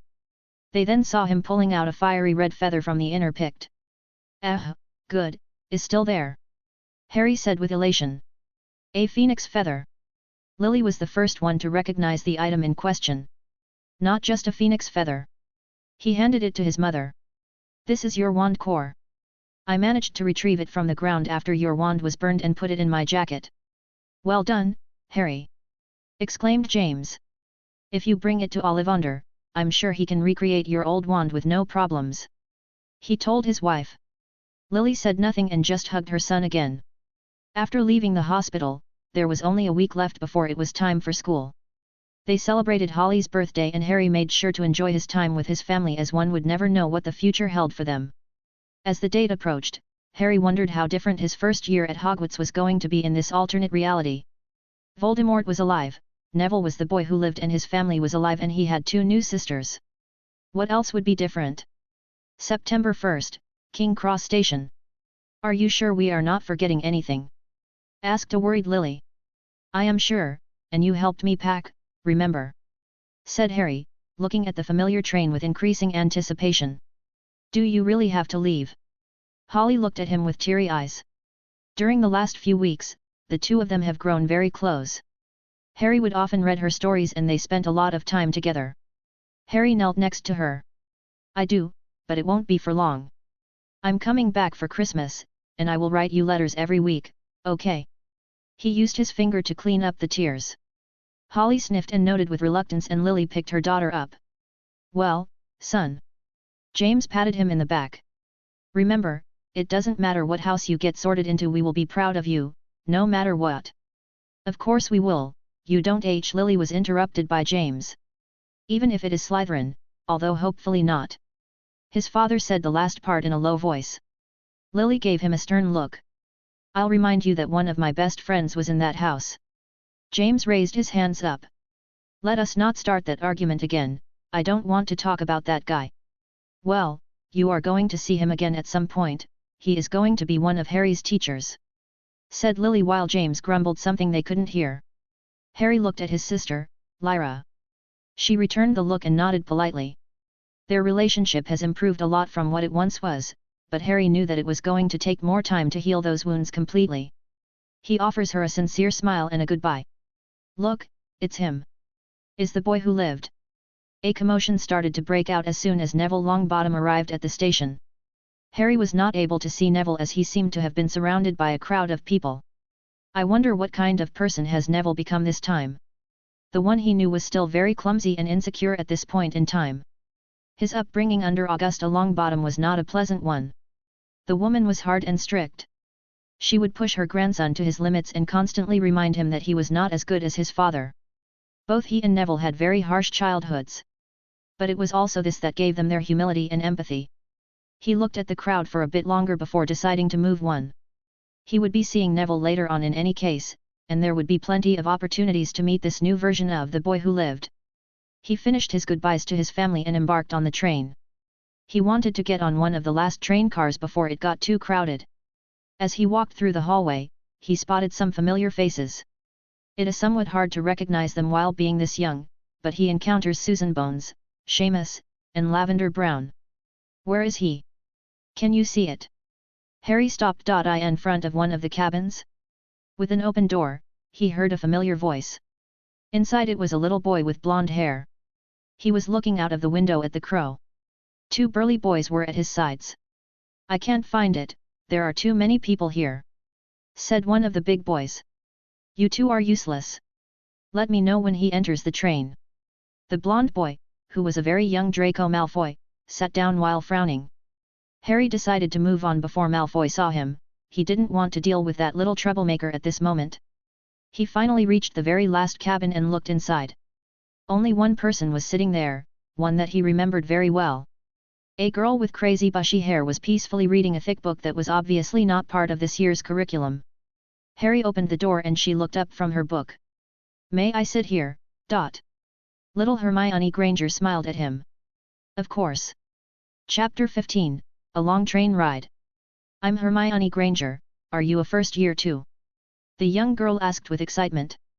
Harry did his best to hide any sort of reaction at seeing a young version of one of his many dead friends. His occlumency shields were still rudimentary but enough for the occasion. I'm Harry Potter, first year. Nice to meet you, Hermione. He stored his case and took a seat in front of her. What are you reading? He said, pointing at the thick book. She smiled and started to speak very fast. Oh, this? This is the history of Hogwarts. I wanted to know everything about the school before coming here but I didn't have time to finish it.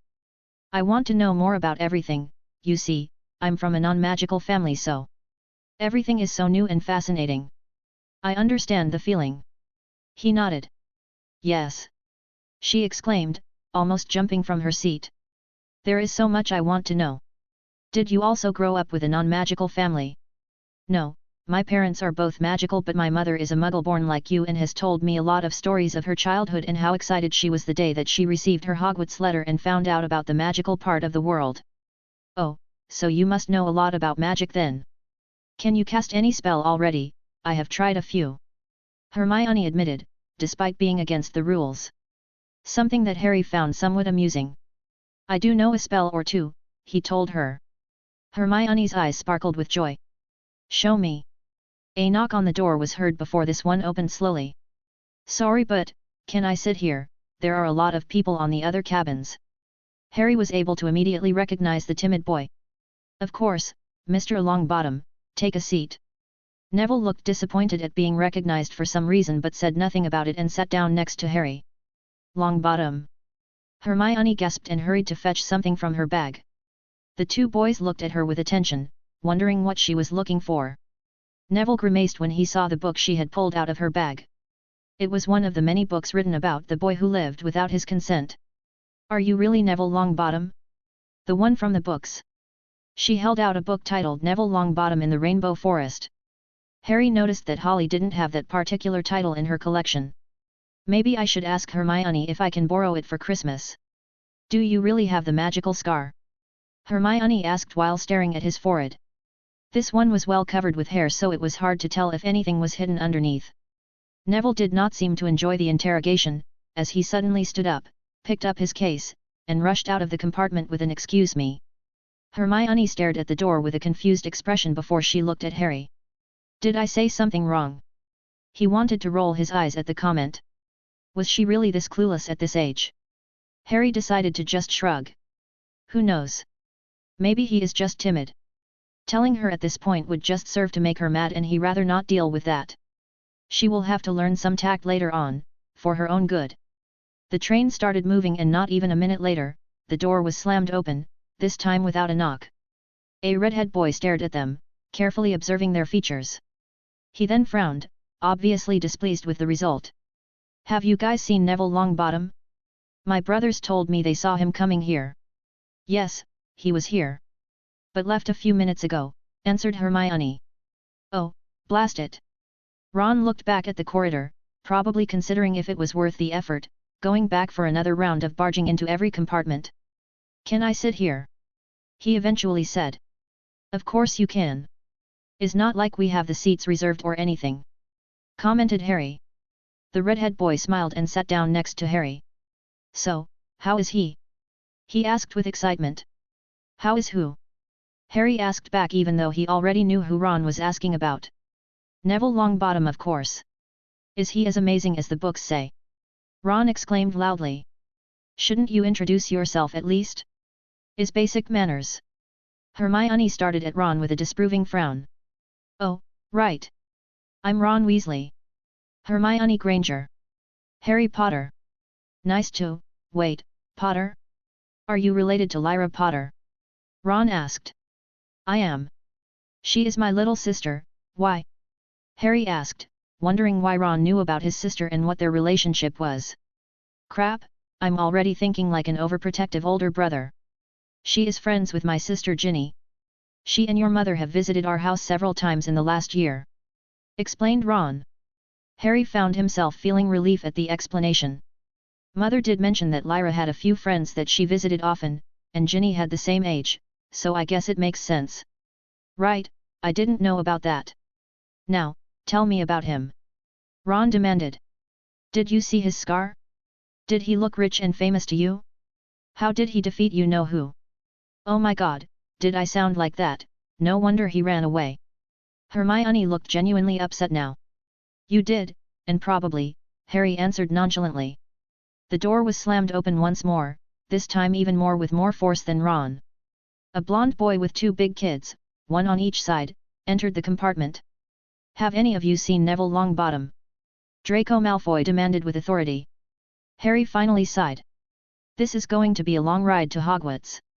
Chapter 16, Welcome to Hogwarts. After leaving the train, McGonagall rounded all the first years and escorted them to the lake, where the half-giant, Hagrid, was waiting for them. Harry was having a hard time keeping his straight face after seeing so many old friends who were now back among the living and looking happy. Hagrid looked at the first years and grinned. All right, little ones. Get on the boats, they will take you directly under the castle. Oh, and make sure not to fall, I forgot to feed the giant squid this week. He is joking about that last part, right? Said Ron with worry. I read about the giant squid living in the lake, but I don't think it eats people. Commented Hermione, looking a bit worried too. Haha, don't you worry, Weasley. I'm sure the squid would spit you back out. He doesn't like to eat trash. Draco Malfoy gave a passing glance to both Ron and Hermione when he said that. Malfoy. Ron growled. This was the third time that Harry had to stop the redhead boy from jumping at Malfoy, and it was getting tiresome. Enough, wait at least for the school to start and then you can request a formal duel if you want. A duel? Oh, that's right. You just wait, Malfoy. Ron's anger quickly subsided and was replaced by joy. Malfoy now looked slightly worried but did his best to hide it. Tisk, like I would be scared of someone like you. I'll duel you anytime you want. I bet you can't even use a single spell yet. Ron just sent Malfoy one last threatening glance before looking away, but the truth was that he didn't really know any spell yet. The only one his older siblings had taught him turned out to be just a prank. The boats were for 4 people, so the trio chose one boat that already had 1 occupant in it. When the boy turned around to see who else had gotten in, he made a disgruntled expression when his eyes landed on Hermione. "Oh, it's you guys," said Neville, not sounding very excited. Ron looked at Neville with interest as if trying to find something about him. His eyes then widened in recognition. "By Merlin, you really are." Ron was interrupted when the boat started to move by itself, surprising the occupants. "Whoa, eh. Ron was about to fall into the water when Harry grabbed him. "Thank mate," the redhead exclaimed before turning his eyes back to Neville, who was now looking away from him. Ron may have perceived the tension in the air because he decided to stay quiet for now. The boats arrived safely under the castle, where another professor was waiting for them to guide them further into the castle. The group of first-year students soon found themselves admiring the Great Hall of Hogwarts while the rest of the school stared at them with interest. "Whoa, what's with the roof? I can see the sky." One of the kids pointed up, to the enchanted ceiling. "It was enchanted by the founders themselves, I read about it in Hogwarts, a history." Hermione hurried to share her knowledge, even if no one had asked. "Why is everyone staring at us? It must be because we need to do the sorting now." 2 students commented. "What are they going to make us do?" said Ron with horror. "My brothers told me that we have to fight a troll."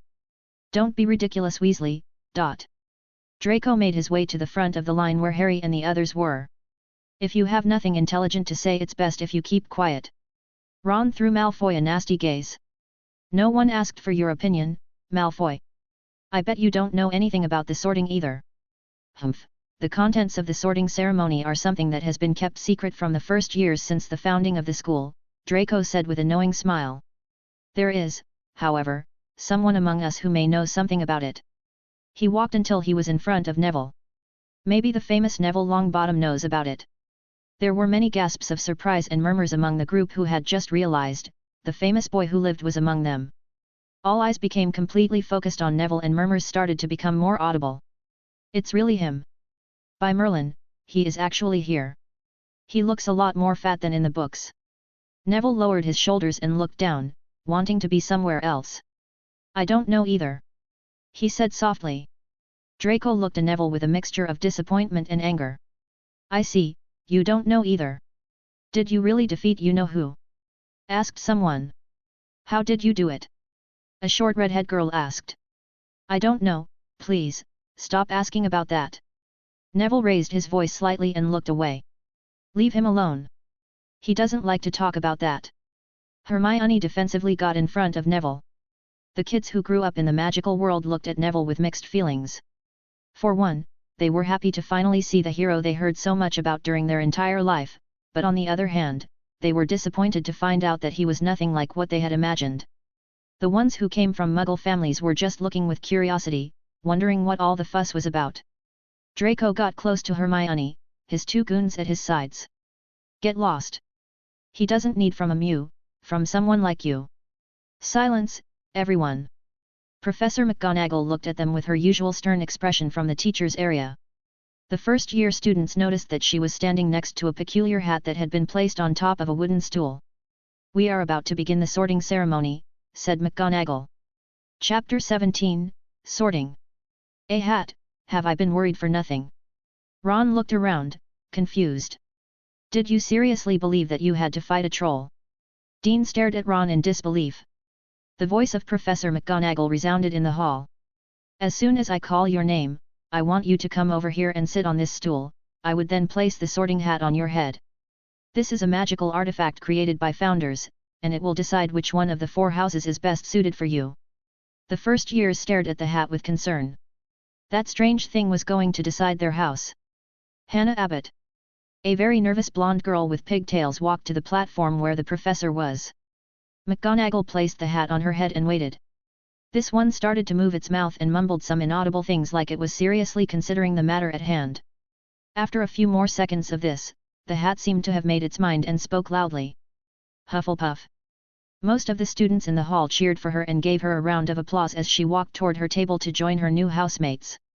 Draco chuckled and said something about the worst house. Susan Bones was the next one to be called. The redhead girl walked quickly to the stool and sat down. The hat was placed on her head and this one quickly announced. Hufflepuff.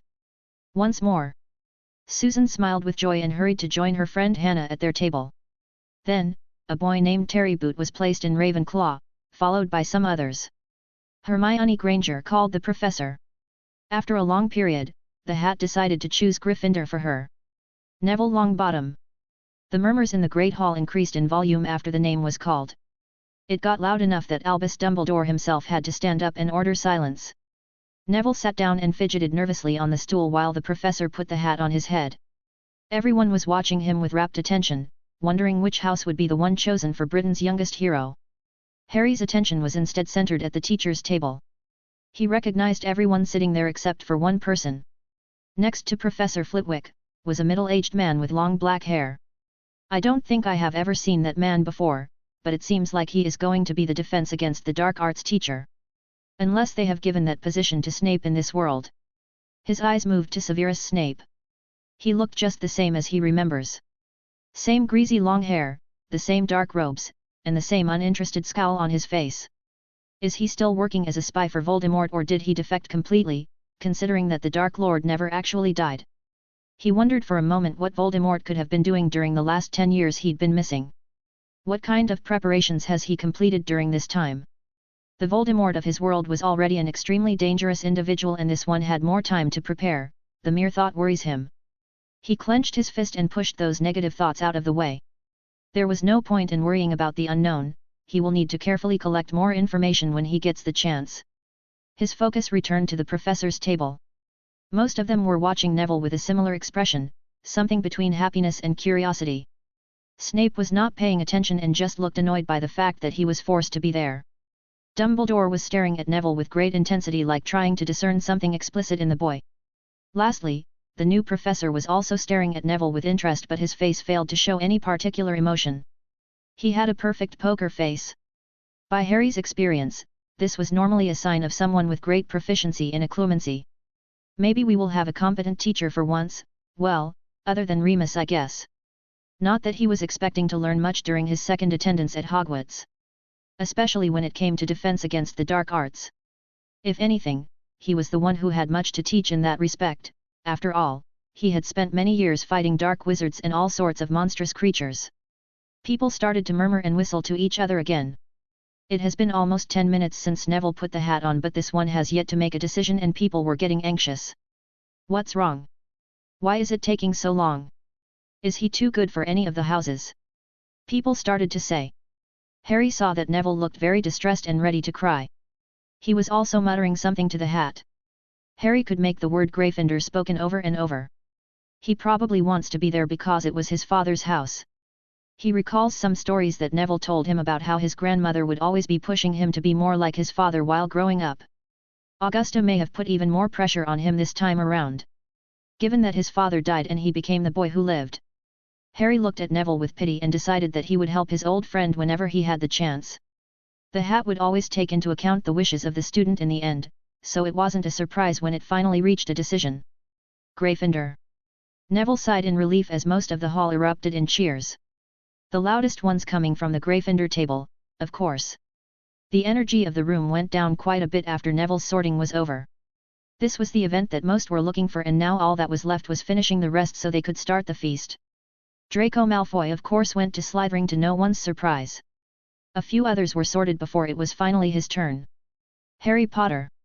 He received a polite amount of cheers as his name was called and he walked to the podium. People were barely paying attention to the sorting at this point.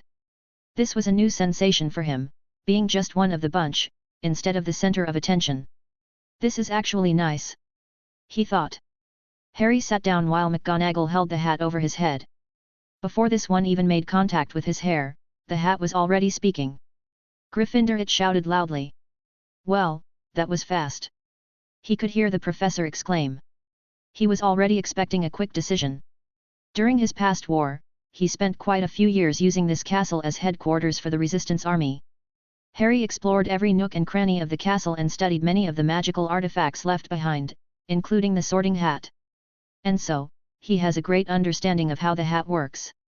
The artifact created by the founders was unable to read the minds of the students, what it read instead was the aura of the person. The personal imprint left behind by your own experiences reflects your individual values as a person. Based on this, the hat made the decision on which house is closer to the students' values. When it came to Harry, other than Godric Gryffindor himself, there may be no one else who came closer to represent the values that house, so the hat did not need any time to make a decision. Harry had become the very embodiment of the House of Gryffindor. Bravery and chivalry, no matter the cost. And I know many people are going to complain about the decision to put him in Gryffindor again. But at the end of the day, there were only two realistic choices. Hufflepuff and Ravenclaw were out because none of the important characters for the story are in those houses, at least for now. Slytherin could have been interesting, as it would allow Harry to get close to his enemies' children and gather information that way, but there are other ways to do that. I like Gryffindor because I like the idea of Harry being this embodiment or ideal of that house, whether he likes it or not, so the Sorting Hat would immediately feel this and put him in that house without giving him any choice on the matter. In the same way, Draco could be considered a model student for Slytherin. Chapter 18, The First Classes. The rest of the sorting went or less the same way as he remembers, and then, they were able to enjoy the feast. One big difference this time was the lack of any strange warnings about forbidden corridors by the headmaster. Over the years, Harry had become convinced that some of the many adventures he had at Hogwarts were events that, if not fully, were at least partially planned by Dumbledore as a way to test him or prepare him for his inevitable confrontation with Voldemort. Thankfully, after his 4th year and the resurrection of the Dark Lord, the old headmaster decided to stop playing his games and decided to give him some proper training. But he cannot help but wonder how different could things have been if the old man had taken his preparation more seriously from the beginning. And now he could not help but wonder what this alternate version of the headmaster had planned for Neville. "Pass me those potatoes." His train of thought was interrupted when Ron shoved him to gain his attention. The little redhead boy was plowing food in his mouth like this was his last day on Earth. To his other side was Hermione, who was watching in horror at Ron. "How can you eat like that? At least close your mouth to chew." Ron gave her a furious glare. "Leave me alone, I'm hungry," the boy said with his mouth full of food. "We would like to apologize for our little brother's behavior," a couple of redhead twins said at the same time. They were sitting in front of them. "You are brothers?" asked Hermione. "Oh yes, there are a lot of us. 7 in total," the twins said. 7. "And are they all here, Dot?" she asked. "Our 2 eldest have already graduated and our youngest sister will be attending next year. But you have Percy over there." One of the twins pointed. "He is a prefect, by the way," he ended with a mocking tone. Percy, who was sitting next to the corner of the table, did not seem amused at all. "Fred, George, you will show me some proper respect. I am a prefect. And you were saying that this is your fault, how?" As soon as Harry spoke, a half-eaten potato landed on his plate. He placed down his fork and stared at it with disgust. "Are you going to eat that?" Ron pointed at the half-eaten food in his place. "No, go ahead." Harry had to hold back the desire to puke. His eyes moved to the twins. The brothers returned an apologetic look. "Yeah, well, we may have performed a few pranks with his food in the past. Nothing harmful, just some color-changing potions, some transfigured insects, or the itching powder we put last week in his breakfast." "That's awful." "He is your little brother," exclaimed Hermione. "Come on, it wasn't that bad. Just a few pranks." "Yeah, Ronnie is just overreacting a bit." The twins chuckled. "So now he eats everything quickest to prevent you from messing with his food," Harry concluded. Most of the table was more focused on Neville. He was sitting between Hermione and Seamus. The boy was drilling poor Neville with questions and this one was too shy to tell him to shut up, so he just answered in the briefest manner he could. Harry's attention moved to a conversation between 2 older boys. They were talking about the new professor of defense. Do you know anything about him? Has he been a teacher in Hogwarts before? Not much, to be honest. All I heard is that his name is Keshav Nair and he is from India. That's not much. What kind of teacher do you think he is going to be? He seems tough. He reminds me of Professor Snape. Ugh, please no. We don't need two of those. The two boys continue to talk for a while. Harry could not help but have a bad feeling about this new professor. If Voldemort was planning on making any move against Neville or Dumbledore this year, the most logical way would be to make use of the spot for a defense teacher that changes every year. After a good night of rest, it was finally time to start their classes. Herbology and History of Magic before lunch, followed by Transfiguration and Potions. He was not looking forward to that last one. Harry has never been fond of potions, and the one to blame was mostly his professor, Snape. When arriving at Hogwarts, he thought that maybe, since his mother was still alive this time around, the man would be less bitter towards him. But the look he received from the man the day before told him everything he needed to know. If anything, Snape seems to despise him even more. That's going to be fun, he thought. The first class was as boring as always. Whoever thought it was a good idea to start the week with 1 hour of History of Magic deserves some heavy punishment. The only one who enjoyed herbology was Neville. This was the one time when the boy who lived seemed confident and happy. Then it was time for Transfiguration. This was without a doubt his favorite branch of magic. Is extremely versatile in combat and he has always had a natural talent for it. He sat down next to Hermione and waited. The professor was sitting on her desk, using her cat form, and she didn't look happy. Where are they? Is already time to start the class. Hermione stared at the entrance door. And where is the professor? The three missing students stumbled carefully into the classroom. Oh, looks like we made it in time. The professor isn't here yet, said Ron in between heavy breaths. We would have made it in time if we didn't follow you, shouted Seamus. Guys. Neville stared at the cat with a nervous expression. That cat is staring at us and he doesn't look happy. Chapter 19, The First Classes Part 2. What is a cat doing here? Seamus asked. That looks like an old cat, it must be lost or something. Ron chuckled. Did the room get colder all of a sudden? Hermione looked around. The cat jumped in the air while transforming back to her human shape. The students gasped in shock. What kind of magic is that? Hermione stared at the professor with eyes full of wonder. Professor McGonagall towered over Ron with an expression so severe and stern that made the boy shake uncontrollably. I'm sorry for being an old cat, Mr. Weasley, she said with an icy tone. Professor, we were just... Ron stammered the words. Late, the professor interrupted. You were late. Perhaps I should turn the three of you into clocks, with the hope that at least one of you would be on time. But, Professor, we got lost, cried Seamus. A map, perhaps, would be more appropriate then. She pointed to the chairs. Go sit down. Next time be sure to arrive on time or I will start to take points and give detentions. Once the class started properly, McGonagall distributed wooden matches to all the students before explaining the wand movements and incantation of the spell they were about to practice. Turning a wooden matchstick into a metal needle. This is one of the most basic of transfigurations, but don't let that fool you. It is still a complex piece of magic for a first year. I would consider it a success if you manage to perform a perfect transfiguration by the end of the school year. For today, we will focus on practicing the incantation and wand movements. You must repeat these until it becomes as natural to you as breathing. The professor then gave them some time to practice while she walked around the class, observing them and correcting mistakes when necessary. Harry took his wand out of his robe pocket and reminded himself to add a wand holster to his shopping list. He held the wand out and observed it. He had to admit that it was quite a beautiful wand. It was made of ivory, so it was completely black with a nice shine to it and many intricate carvings on its surface. His connection with the wand was very strong already, but from what he remembers of wand lore, wands made with ivory will only become truly bonded to its master after surpassing some dangerous ordeal together.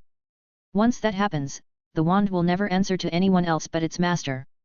Harry moved the wand around while absent-mindedly following the professor's instruction. Those are some fine moves, Mr. Potter. McGonagall approached his seat. Perhaps you are ready to give it a try. Remember, besides the wand movements and incantations, you need to create a very clear mental image of your objective. In this case, a metal needle. She gave him a gesture of go on. Harry thought for a moment about how much ability he should show. It wasn't just a matter of not wanting to abuse his unique position to obtain good grades and be labeled a genius. He knew next to nothing about this world and didn't know who he could trust. Perhaps McGonagall was a spy for the Dark Lord here instead of Snape, as silly as that idea could sound. Until I gain more information about what is going on in this school, is better if I try to lay low, he decided. His eyes focused on the matchstick, his hand performed the correct movements and he spoke the correct incantation. The matchstick starts to change shape before the attentive gaze of the professor. Oh, McGonagall spoke with a tinge of disappointment. The matchstick had turned into a perfect needle, but it was still made of wood. That was a really good first attempt, Mr. Potter. Your father was one of my best students, perhaps you have inherited some of his talent. The professor said with a smile, but he could tell that was expecting more of him. I did it! Shouted Hermione from her seat next to him. The professor looked at her table and saw a metal needle sitting on top. The shape was far from perfect, but it was a success. Congratulations, Miss Granger. 20 points for Gryffindor. Hermione smiled proudly. The last class of the day was a lot less desirable. The moment Harry set foot in the dungeons, he started to remember all the terrible moments he had in this place under the tutelage of Snape. Put your wands away, you won't need them in my class, were the welcoming words of their professor. After everyone was done taking their seats, Professor Snape regaled them with his introduction to potions, and how they could be used to snare the senses, all of that. Harry wondered if he said the same to all the first-year students. The mental image of Snape rehearsing the speech in front of a mirror in his dark dungeon, moving his cape around, ended up drawing a smile on his face. What is so amusing, Mr. Potter? The professor asked coldly. He looked at Snape but avoided the eyes. His occlumency shields are strong enough to withstand a passive attack from someone like the potion professor, but are not complete enough to hide their existence. And if Snape finds out that he has a strong occlumency shield, that could raise some questions. This was just one more thing to work on during this year. Nothing important, Professor. He answered. You are right about that, Mr. Potter. Because from the beginning to the end of my class, there is nothing more important than paying attention to what I say. Is that clear? He slammed his hand against Harry's table. Yes, sir. Of course. Harry answered with an innocent smile that seemed to anger him further. Snape walked around the classroom. Why don't we start with a quick quiz? Can someone tell me what the potion, Felix Felicis, is commonly known as? Hermione's hand was already up. Snape looked around. Let's see who can answer this, Mr. Potter, what about you? Chapter 20, The Underground Chamber. Harry groaned as he walked through the empty halls.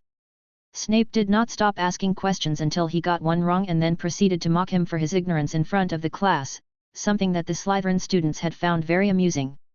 The question was about the brewing process of some potion he had never heard of, but he was sure, was not part of Hogwarts curriculum, since even Hermione had her hand down with that one.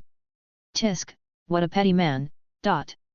He was at least thankful for the complete absence of people in this part of the castle, as he did not want others to see him like this. Control yourself. He admonished himself for his outburst. Harry closed his eyes and focused his mind. All the negative feelings were washed away, like the current of a river, and his calm demeanor returned once more. This was one of the many uses of occlumency. He had to give Snape some credit. It was not that easy to rile him up like this, but the potion professor seemed to have a special talent for it. His piercing green eyes moved around and stopped at an object hanging from the dull stone wall. It was a painting of a woman drinking tea in a peaceful meadow. People would pass by that painting and not think anything about it, but this was not going to fool him. This painting was one of the many that were placed around Hogwarts with the purpose of spying for the headmaster. This part of the castle was always empty, except for the first day of classes. The corridor ahead of him was the one that led to the underground water cave where the first-year students arrived with their boats. But there was one more, very important, thing in this area. It was something that only 2 people in the castle knew about it. Well, it was 3 people now. Obscuria, a dark cloud of smoke came out of Harry's wand and covered the painting as he walked past it, and as soon as he was out of its sight, the cloud dissipated, leaving no trace. The entity inside the painting would be unable to detect any trace of the dark cloud of anyone who passed by it for the duration of the magic, as this was the purpose of this particular spell. Harry saw an opening to his left. At the end of a short corridor, was a closed door that led to the water cave. This door was only opened by a professor when the first years entered the castle and remained closed for the rest of the year. Ahead of him was a dead end. A short path that ended with a wall and a big painting hanging from said wall. It was a painting of a wooden wall with a stone frame, similar to many of the real doors of the castle. A boring painting for a boring area of the castle. At least that's what most people would think. But Harry knew better. He knew things that only the master of the castle could know, for he has been, albeit for a short period of time, the master of this castle, or at least, an alternate version of it. Let's hope this works then. He could not assume that all thighs were the same as he knew. But this was something he had to at least try, for it could bring him great benefits and make the coming war more manageable. Harry walked until he was right in front of the painting and observed it very carefully. He scanned every inch of it for a few minutes until he was satisfied with his findings. Yes, this should work. He smiled. He took his wand out and started to tap on the painted stones around the wooden door. He taped 10 of the stones in a very specific manner and order before stopping, and then he waited. An empty moment later, on the stones that were tapped, appeared some runes that started to shine brightly with a blue light, and then, a click could be heard. Harry placed a hand on the left side of the painting and pulled hard.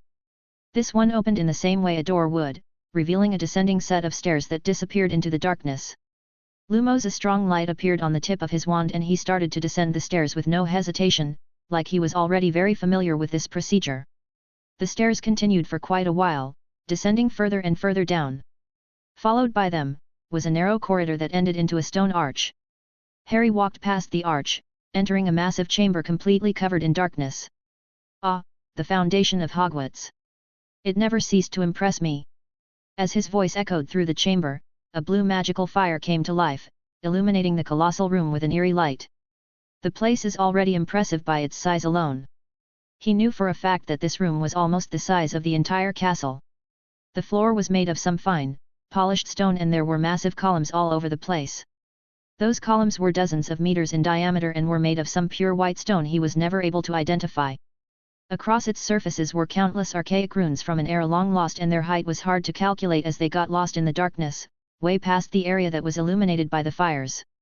In between some of the columns were stone golems made of the same polished white, marble-like, material. And like the column, these golems were covered in the same type of runes. The golems remained stationary in a kneeling position as Harry walked through the chamber. He gave the constructs a passing glance. If someone were to enter this place uninvited. He felt goosebumps just thinking about it. These constructs were not there for decoration, and if an intruder entered the chamber without following the proper procedure, that person would be in for a very painful death. But that was not important right now. The golems were not the reason for this visit. His objective lies further ahead. Harry continued traversing the colossal chamber under the blue light offered by the magical fires until he reached the center. At the very core of the chamber, deep inside the bowels of the castle, was a circular platform, and in the middle of it was a crystal. The crystal was easily 10 times his own size and was shaped like an elongated diamond. It floated a few feet in the air and kept a constant rotation while emitting a pleasant sound. This was the Arc's Stone of Hogwarts. Its very source of power and the biggest magical stone in the whole world. And of course, the reason he came to this place. Chapter 21, The Professor of Defense. He stepped onto the circular platform and as soon as he did, the crystal ceased its rotation and remained still while floating in the air. Harry observed the surface of the Arc's Stone. There were ancient runes carved over its surface, the same type of runes used in the rest of the chamber. He could only guess what the purpose of those runes was. In all his years of studying runes, he had never seen this ancient language. He moved to the other side of the crystal, where a more familiar set of modern runes were carved as well as some words written in Latin. He was very familiar with this part, as here is where Hogwarts wards were created, and later on, modified. Near the bottom part of the crystal, he found a set of names. The last one is Albus Percival Wulfric Brian Dumbledore. Every headmaster must come to this chamber at least once in their lifetime to carve their name on the Arc's Stone, tying themselves to the wards in order to control them and use their functions. Harry placed his wand below Dumbledore's spot and started to write with it on the crystal. Harry James Potter. His name shone brightly and he felt an immediate connection to the castle. Harry knew that doing this while Hogwarts already had someone in command of the wards came with some risks. But he was sure that as long as he didn't abuse his authority over the wards, Dumbledore would not notice anything was amiss.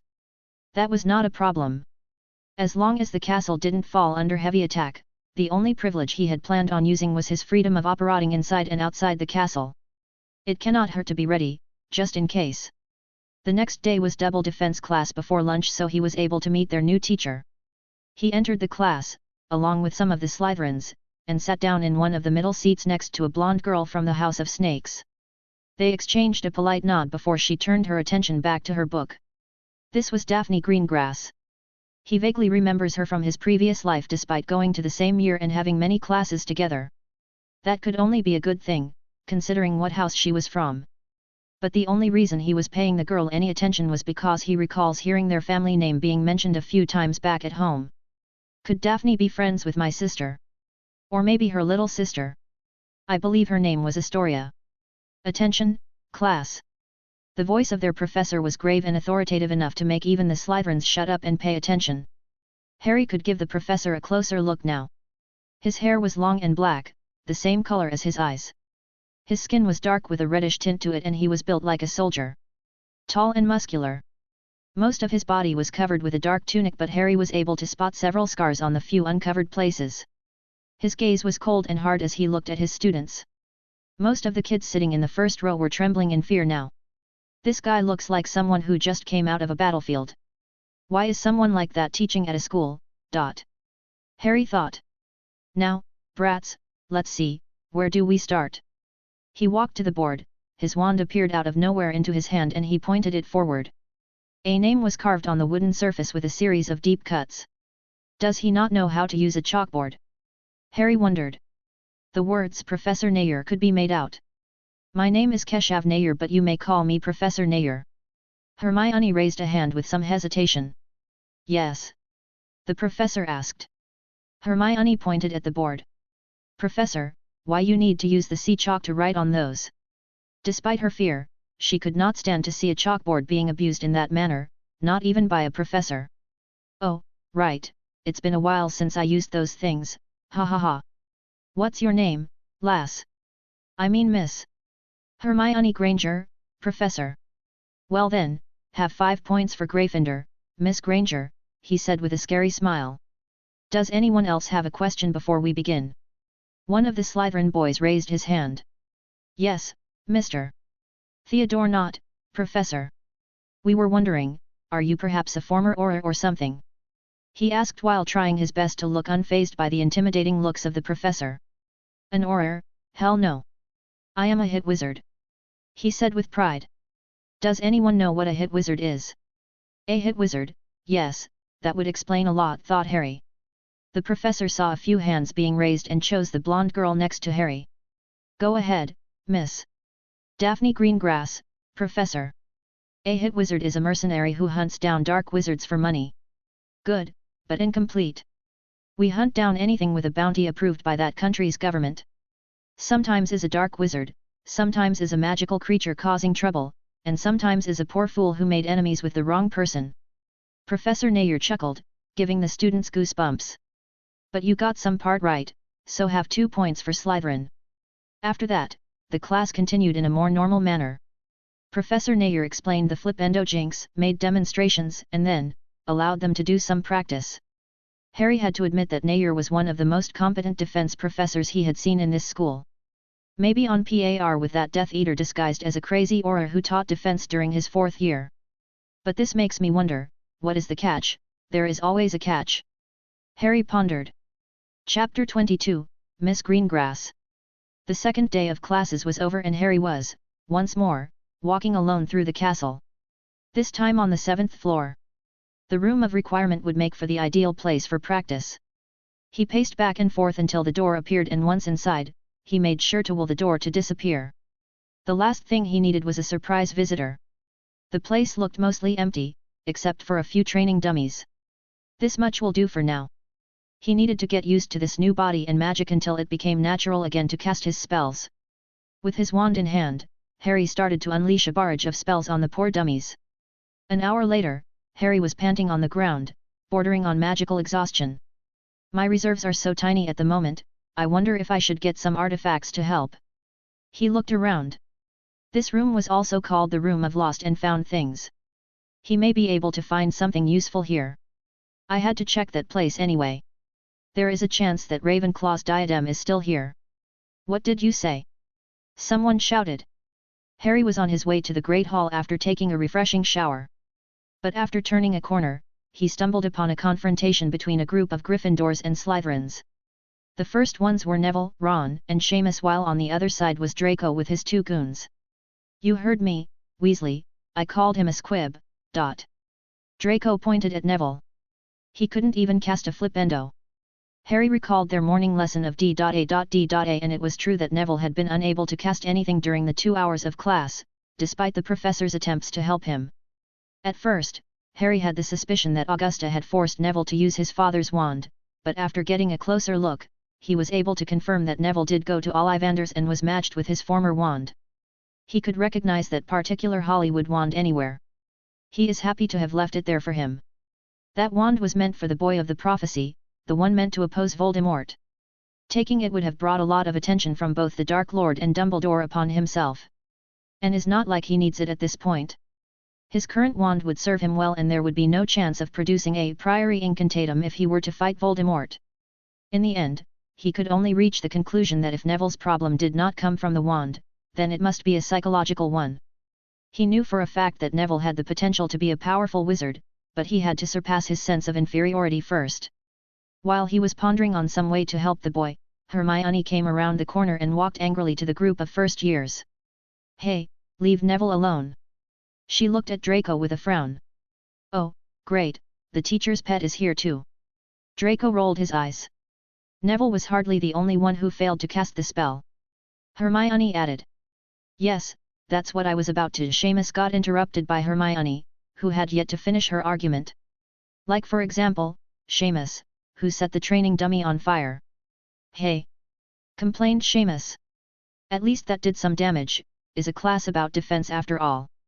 Harry then noticed that a small girl with short black hair and green robes had stopped next to him and was watching the argument with an angry expression. Are you going to get involved in this too? He decided to ask. Draco doesn't need my help with those idiots. She huffed before her eyes moved to him, scanning his face and then his robes. What does it matter to you, Gryffindor? Shouldn't you be the one rushing to their help? Come on, pansy. That's no way to speak to the heir of the Potter house, be polite. Harry turned his head at the familiar voice and saw Daphne Greengrass right behind them. I am aware of who he is. I'm not an idiot. Huffed Pansy. Daphne seemed to enjoy making the other girl angry. She then looked at Harry. Aren't you going to intervene? She said before moving her eyes to Neville and the others. Their discussion has been heating up and they are now yelling something about a duel. We barely know each other. I'm just someone who is hungry and would like to reach the Great Hall and eat some dinner before I pass out. Harry told her. Oh, I may have just the spell for that. A mischievous smile appeared on the blonde girl's face. Professor McGonagall, how nice to see you in this part of the castle. She spoke in a loud manner for everyone to hear. The arguing group quickly scrambled away, not wanting to get in trouble. Oh, Draco, wait. Pansy hurried to catch up with the retreating blonde boy. Some of the other spectators who had been congregating in the corridor gave Daphne a look. My apologies, I could have sworn to have seen the professor right around the corner. She looked very convincing, or maybe no one felt like arguing anymore because they all started to walk toward the Great Hall. I have cleared the way, you are most welcome. She said to Harry without looking his way and then started walking by herself. Harry was left a bit shocked. Did Daphne Greengrass make a prank? He had never got to know the girl during his previous life, but he remembered that people called her names like the Ice Princess or the Slytherin Queen and had a reputation for being serious and cold to everyone. Now he was left to wonder if this alternate version of her was very different from the other one or if this was just a playful side of her that most people did not get to know. Chapter 23, Teachers' Meeting. At the end of the first week of the school year, all the teachers have a meeting to discuss the new students among other things. Well, why don't we start with the most obvious one first? Dumbledore proposed with a kind smile. How is Neville Longbottom adapting to Hogwarts? The professors all looked at each other with complicated expressions. He is trying very hard, I think. Commented McGonagall. He seems to have trouble with his wand movements, and his magic in general. Flitwick looked away. He is useless, ... spat Snape with frustration. He got boils all over his face while trying to brew a simple anti-boils potion. That reaction shouldn't even be possible. The professor raised his hands in the air. Dumbledore sighed. This was not what he was hoping to hear. His eyes moved to the new professor of defense with a tinge of hope.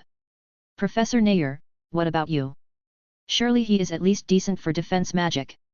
Longbottom? The fat clumsy one. The big man looked pensive for a moment. I thought he was a squib. I had to question Miss McGonagall about it. He did ask. Confirmed the professor. I see. Dumbledore looked a bit distraught. Well, he seems great in herbology. The boy knows his plants and, I think he has a natural talent for it. Commented Professor Sprout with great enthusiasm. Thank you, Pomona, that is something, I guess. And for the rest of the classes, I am sure there is nothing to worry about. Young Neville must be a bit overwhelmed during his first week of school. Is there any other student worth mentioning? The headmaster asked. Yes, actually. McGonagall perked up. I have a most excellent student in my house. A Muggle-born girl called Hermione Granger, shows great promise in transfiguration and is very dedicated to her studies. Yes, Granger. She is quite excellent and very hard-working.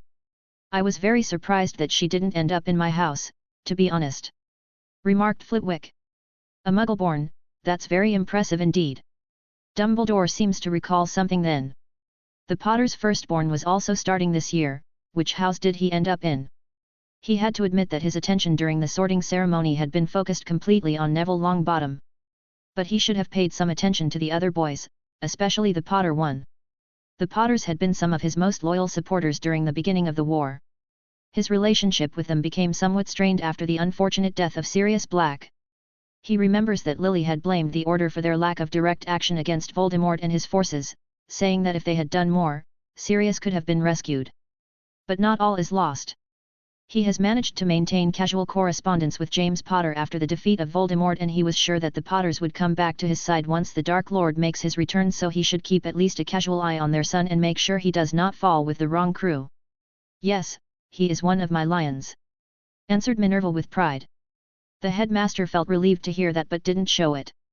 This was the best case scenario for him. I'm sure that James will be delighted. He managed to hear Snape mumbling some unpleasant words but decided to ignore them. After all these years, he is still bitter with the other man. Dumbledore can only hope that Severus will not take his frustrations with James' son. The first weekend had arrived and most of the students had made plans. Groups have formed among the new students.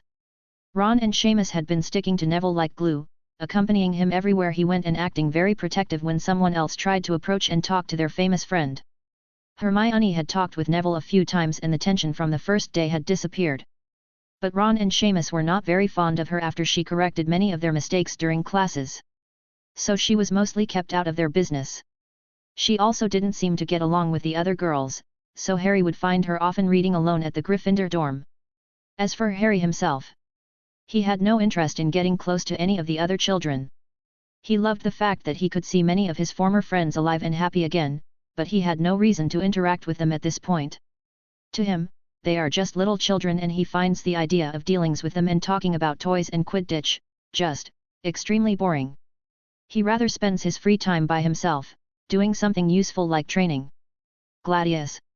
2 swords were conjured in front of him before he banished them towards 2 different targets, one to his left and the other to his right.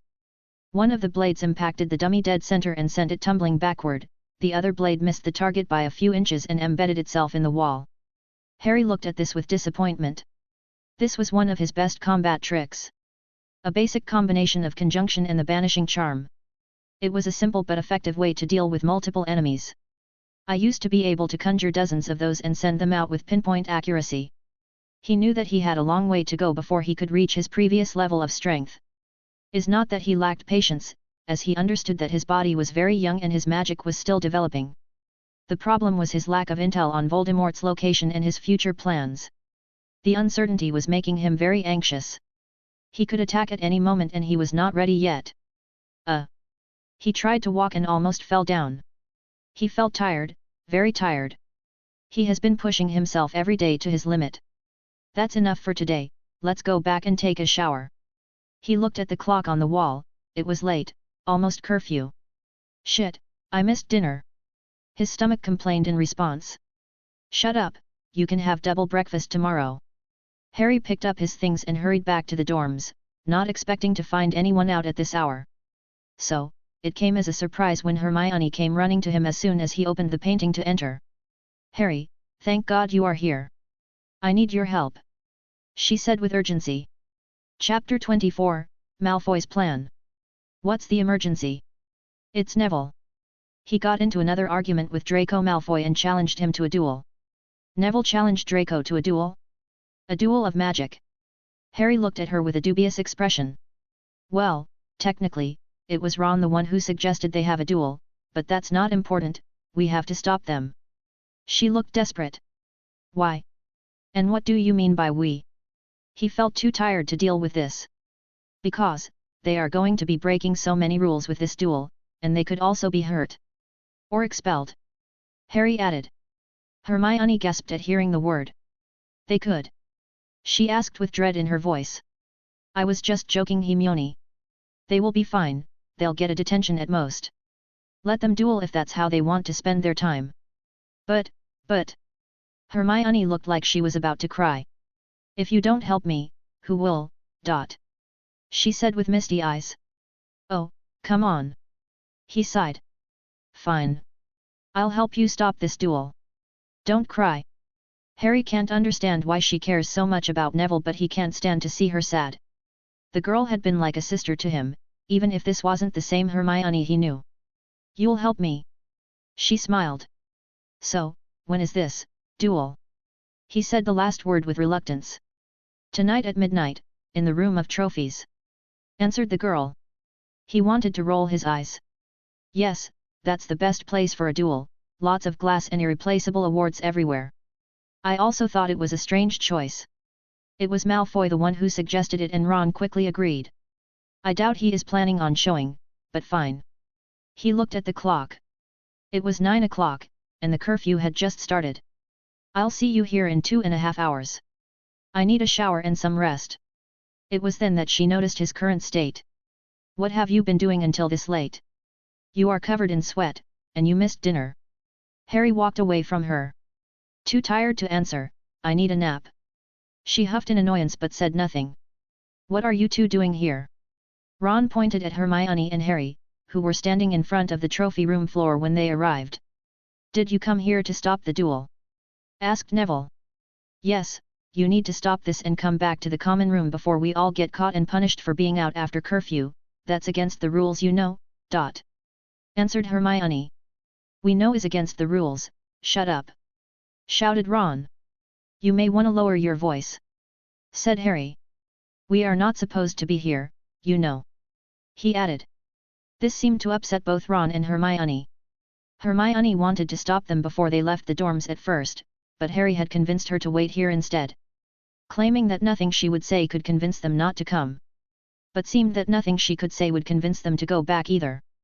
So Harry was basically stuck as a babysitter at this point. We will go back after we teach Malfoy a lesson, Seamus exclaimed. You really think he is going to show up? Harry decided to speak up. If Malfoy truly wanted to duel Neville, why did he choose to do it at midnight, in a place where no one would see it?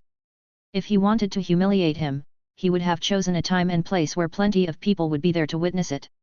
Doesn't he seem like the type who would do that?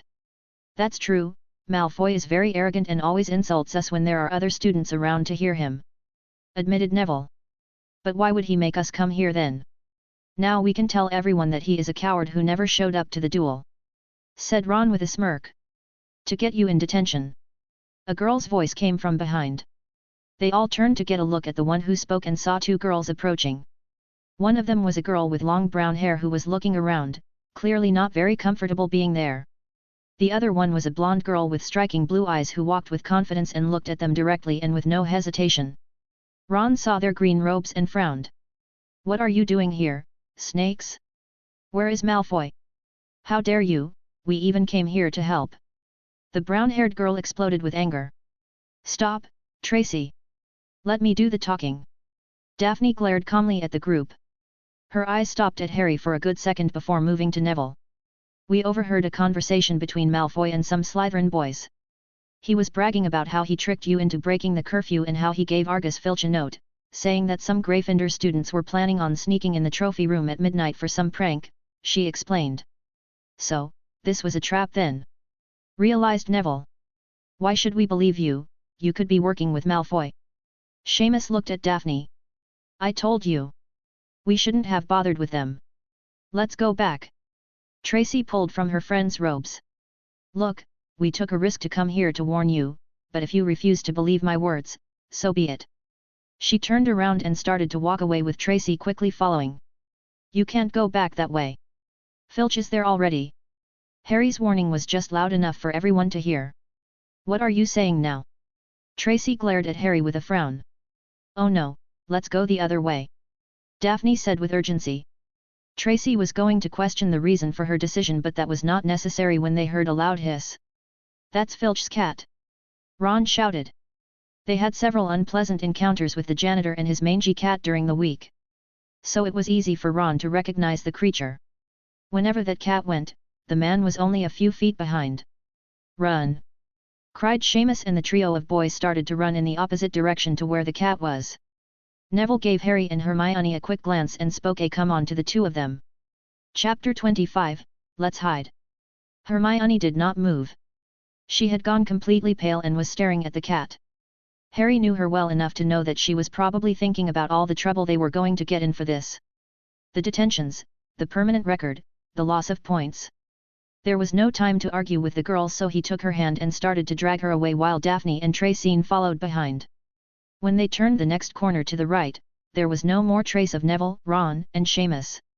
Those chubby boys can run surprisingly fast, Daphne commented. Where are they, Miss Norris? The unpleasant voice of the janitor could be heard getting closer, and his steps started to get faster. Hermione's grip on his hand got a lot stronger. We are going to be expelled, she whispered. Harry scanned the corridor ahead. There were a few doors. But none of those were classrooms, not that they could hide there either unless they forced their way in. He pulled Hermione a bit faster. The girl was too worried to pay attention to their surroundings and just let herself be dragged along by Harry. Daphne gave him a few looks. Probably wondering what he was looking for. Harry then found the room he had been looking for and stopped at the entrance. What are you doing? Keep running, said Tracy. All the classrooms are closed at night. And I don't think this is even a classroom. Daphne looked at the door. It was much smaller than the classroom doors she had seen so far, but she was still very unfamiliar with the castle. Harry placed his hand on the handle and it immediately unlocked with a soft click. After inscribing his name on the Ark's stone with the other headmasters of the school, as far as Hogwarts was concerned, Harry had the full authority of the castle master and could enter any room he wanted at any time of the day. There was no door in the castle he could not open. He unlocked the door and hushed the others inside before closing it back again. Keep quiet, he whispered, and the girls nodded. They all waited in silence as Filch walked past the door, and they got tensed when they heard him stop. What is it, Miss Norris? Where are they? They waited a bit more but could not hear any more steps, which could only mean he was standing still, looking for them. No, Miss Norris, they cannot be here. These rooms are sealed, no students could open them. Let's go. They must have run very fast. We have to catch them. The hurried steps of Filch started to sound far away and they could breathe in relief. We are safe. Wow, that was close, said Tracy. Yes, my dad would kill me if I got detention on the first week, Daphne added. Hermione seemed to be recovering from her panic attack from earlier but still said nothing. They glanced around the room.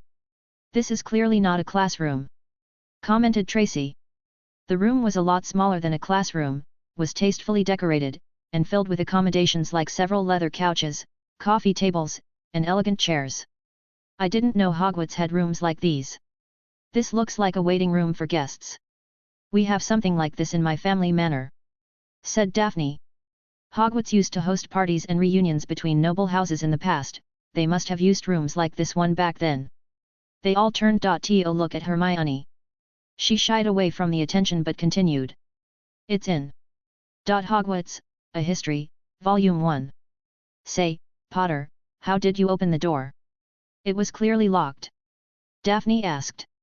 My father and his friends spent many years uncovering the secrets of this castle, and he then shared some of that knowledge with me. It was the only explanation he could come up with that didn't mention time travel or dimensional jumping.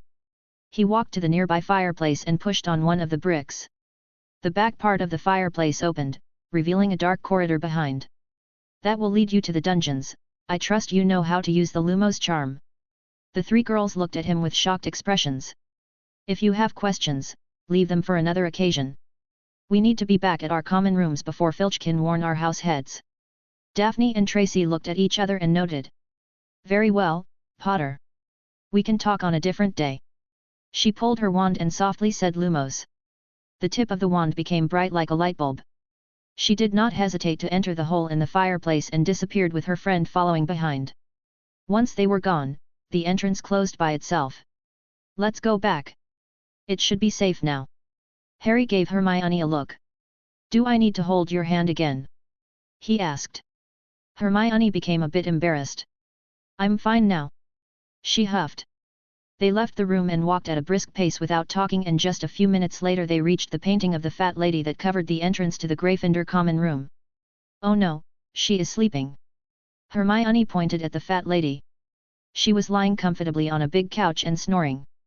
Harry could have just opened the painting without the guardian permission, but that would have been too harder to explain compared to opening a normal door. He instead tapped on the painting with his wand. She is going to be mad. Hermione whispered with worry. Wake up already and let us in, Harry demanded. The lady opened her eyes and looked at them with a very displeased expression. Is well past curfew, where were the two of you? We lost track of time while snogging in a broom closet. The password is Lion's Pride. Now open up. The fat lady looked outraged and Hermione became red as a tomato. I never, huff. Children these days. I can't believe this. The big woman started to complain but opened up the entrance anyway. Harry went inside followed by an embarrassed Hermione. Harry, why did you say that? Hermione slapped his shoulder. Did you want me to tell the truth? Besides, who cares if she judges us? It's just a painting. Harry shrugged. Fine. I'll never ask you for help again. She shouted before storming up the stairs. If only that was true, I'm so tired. Harry let out a yawn and went to his bed.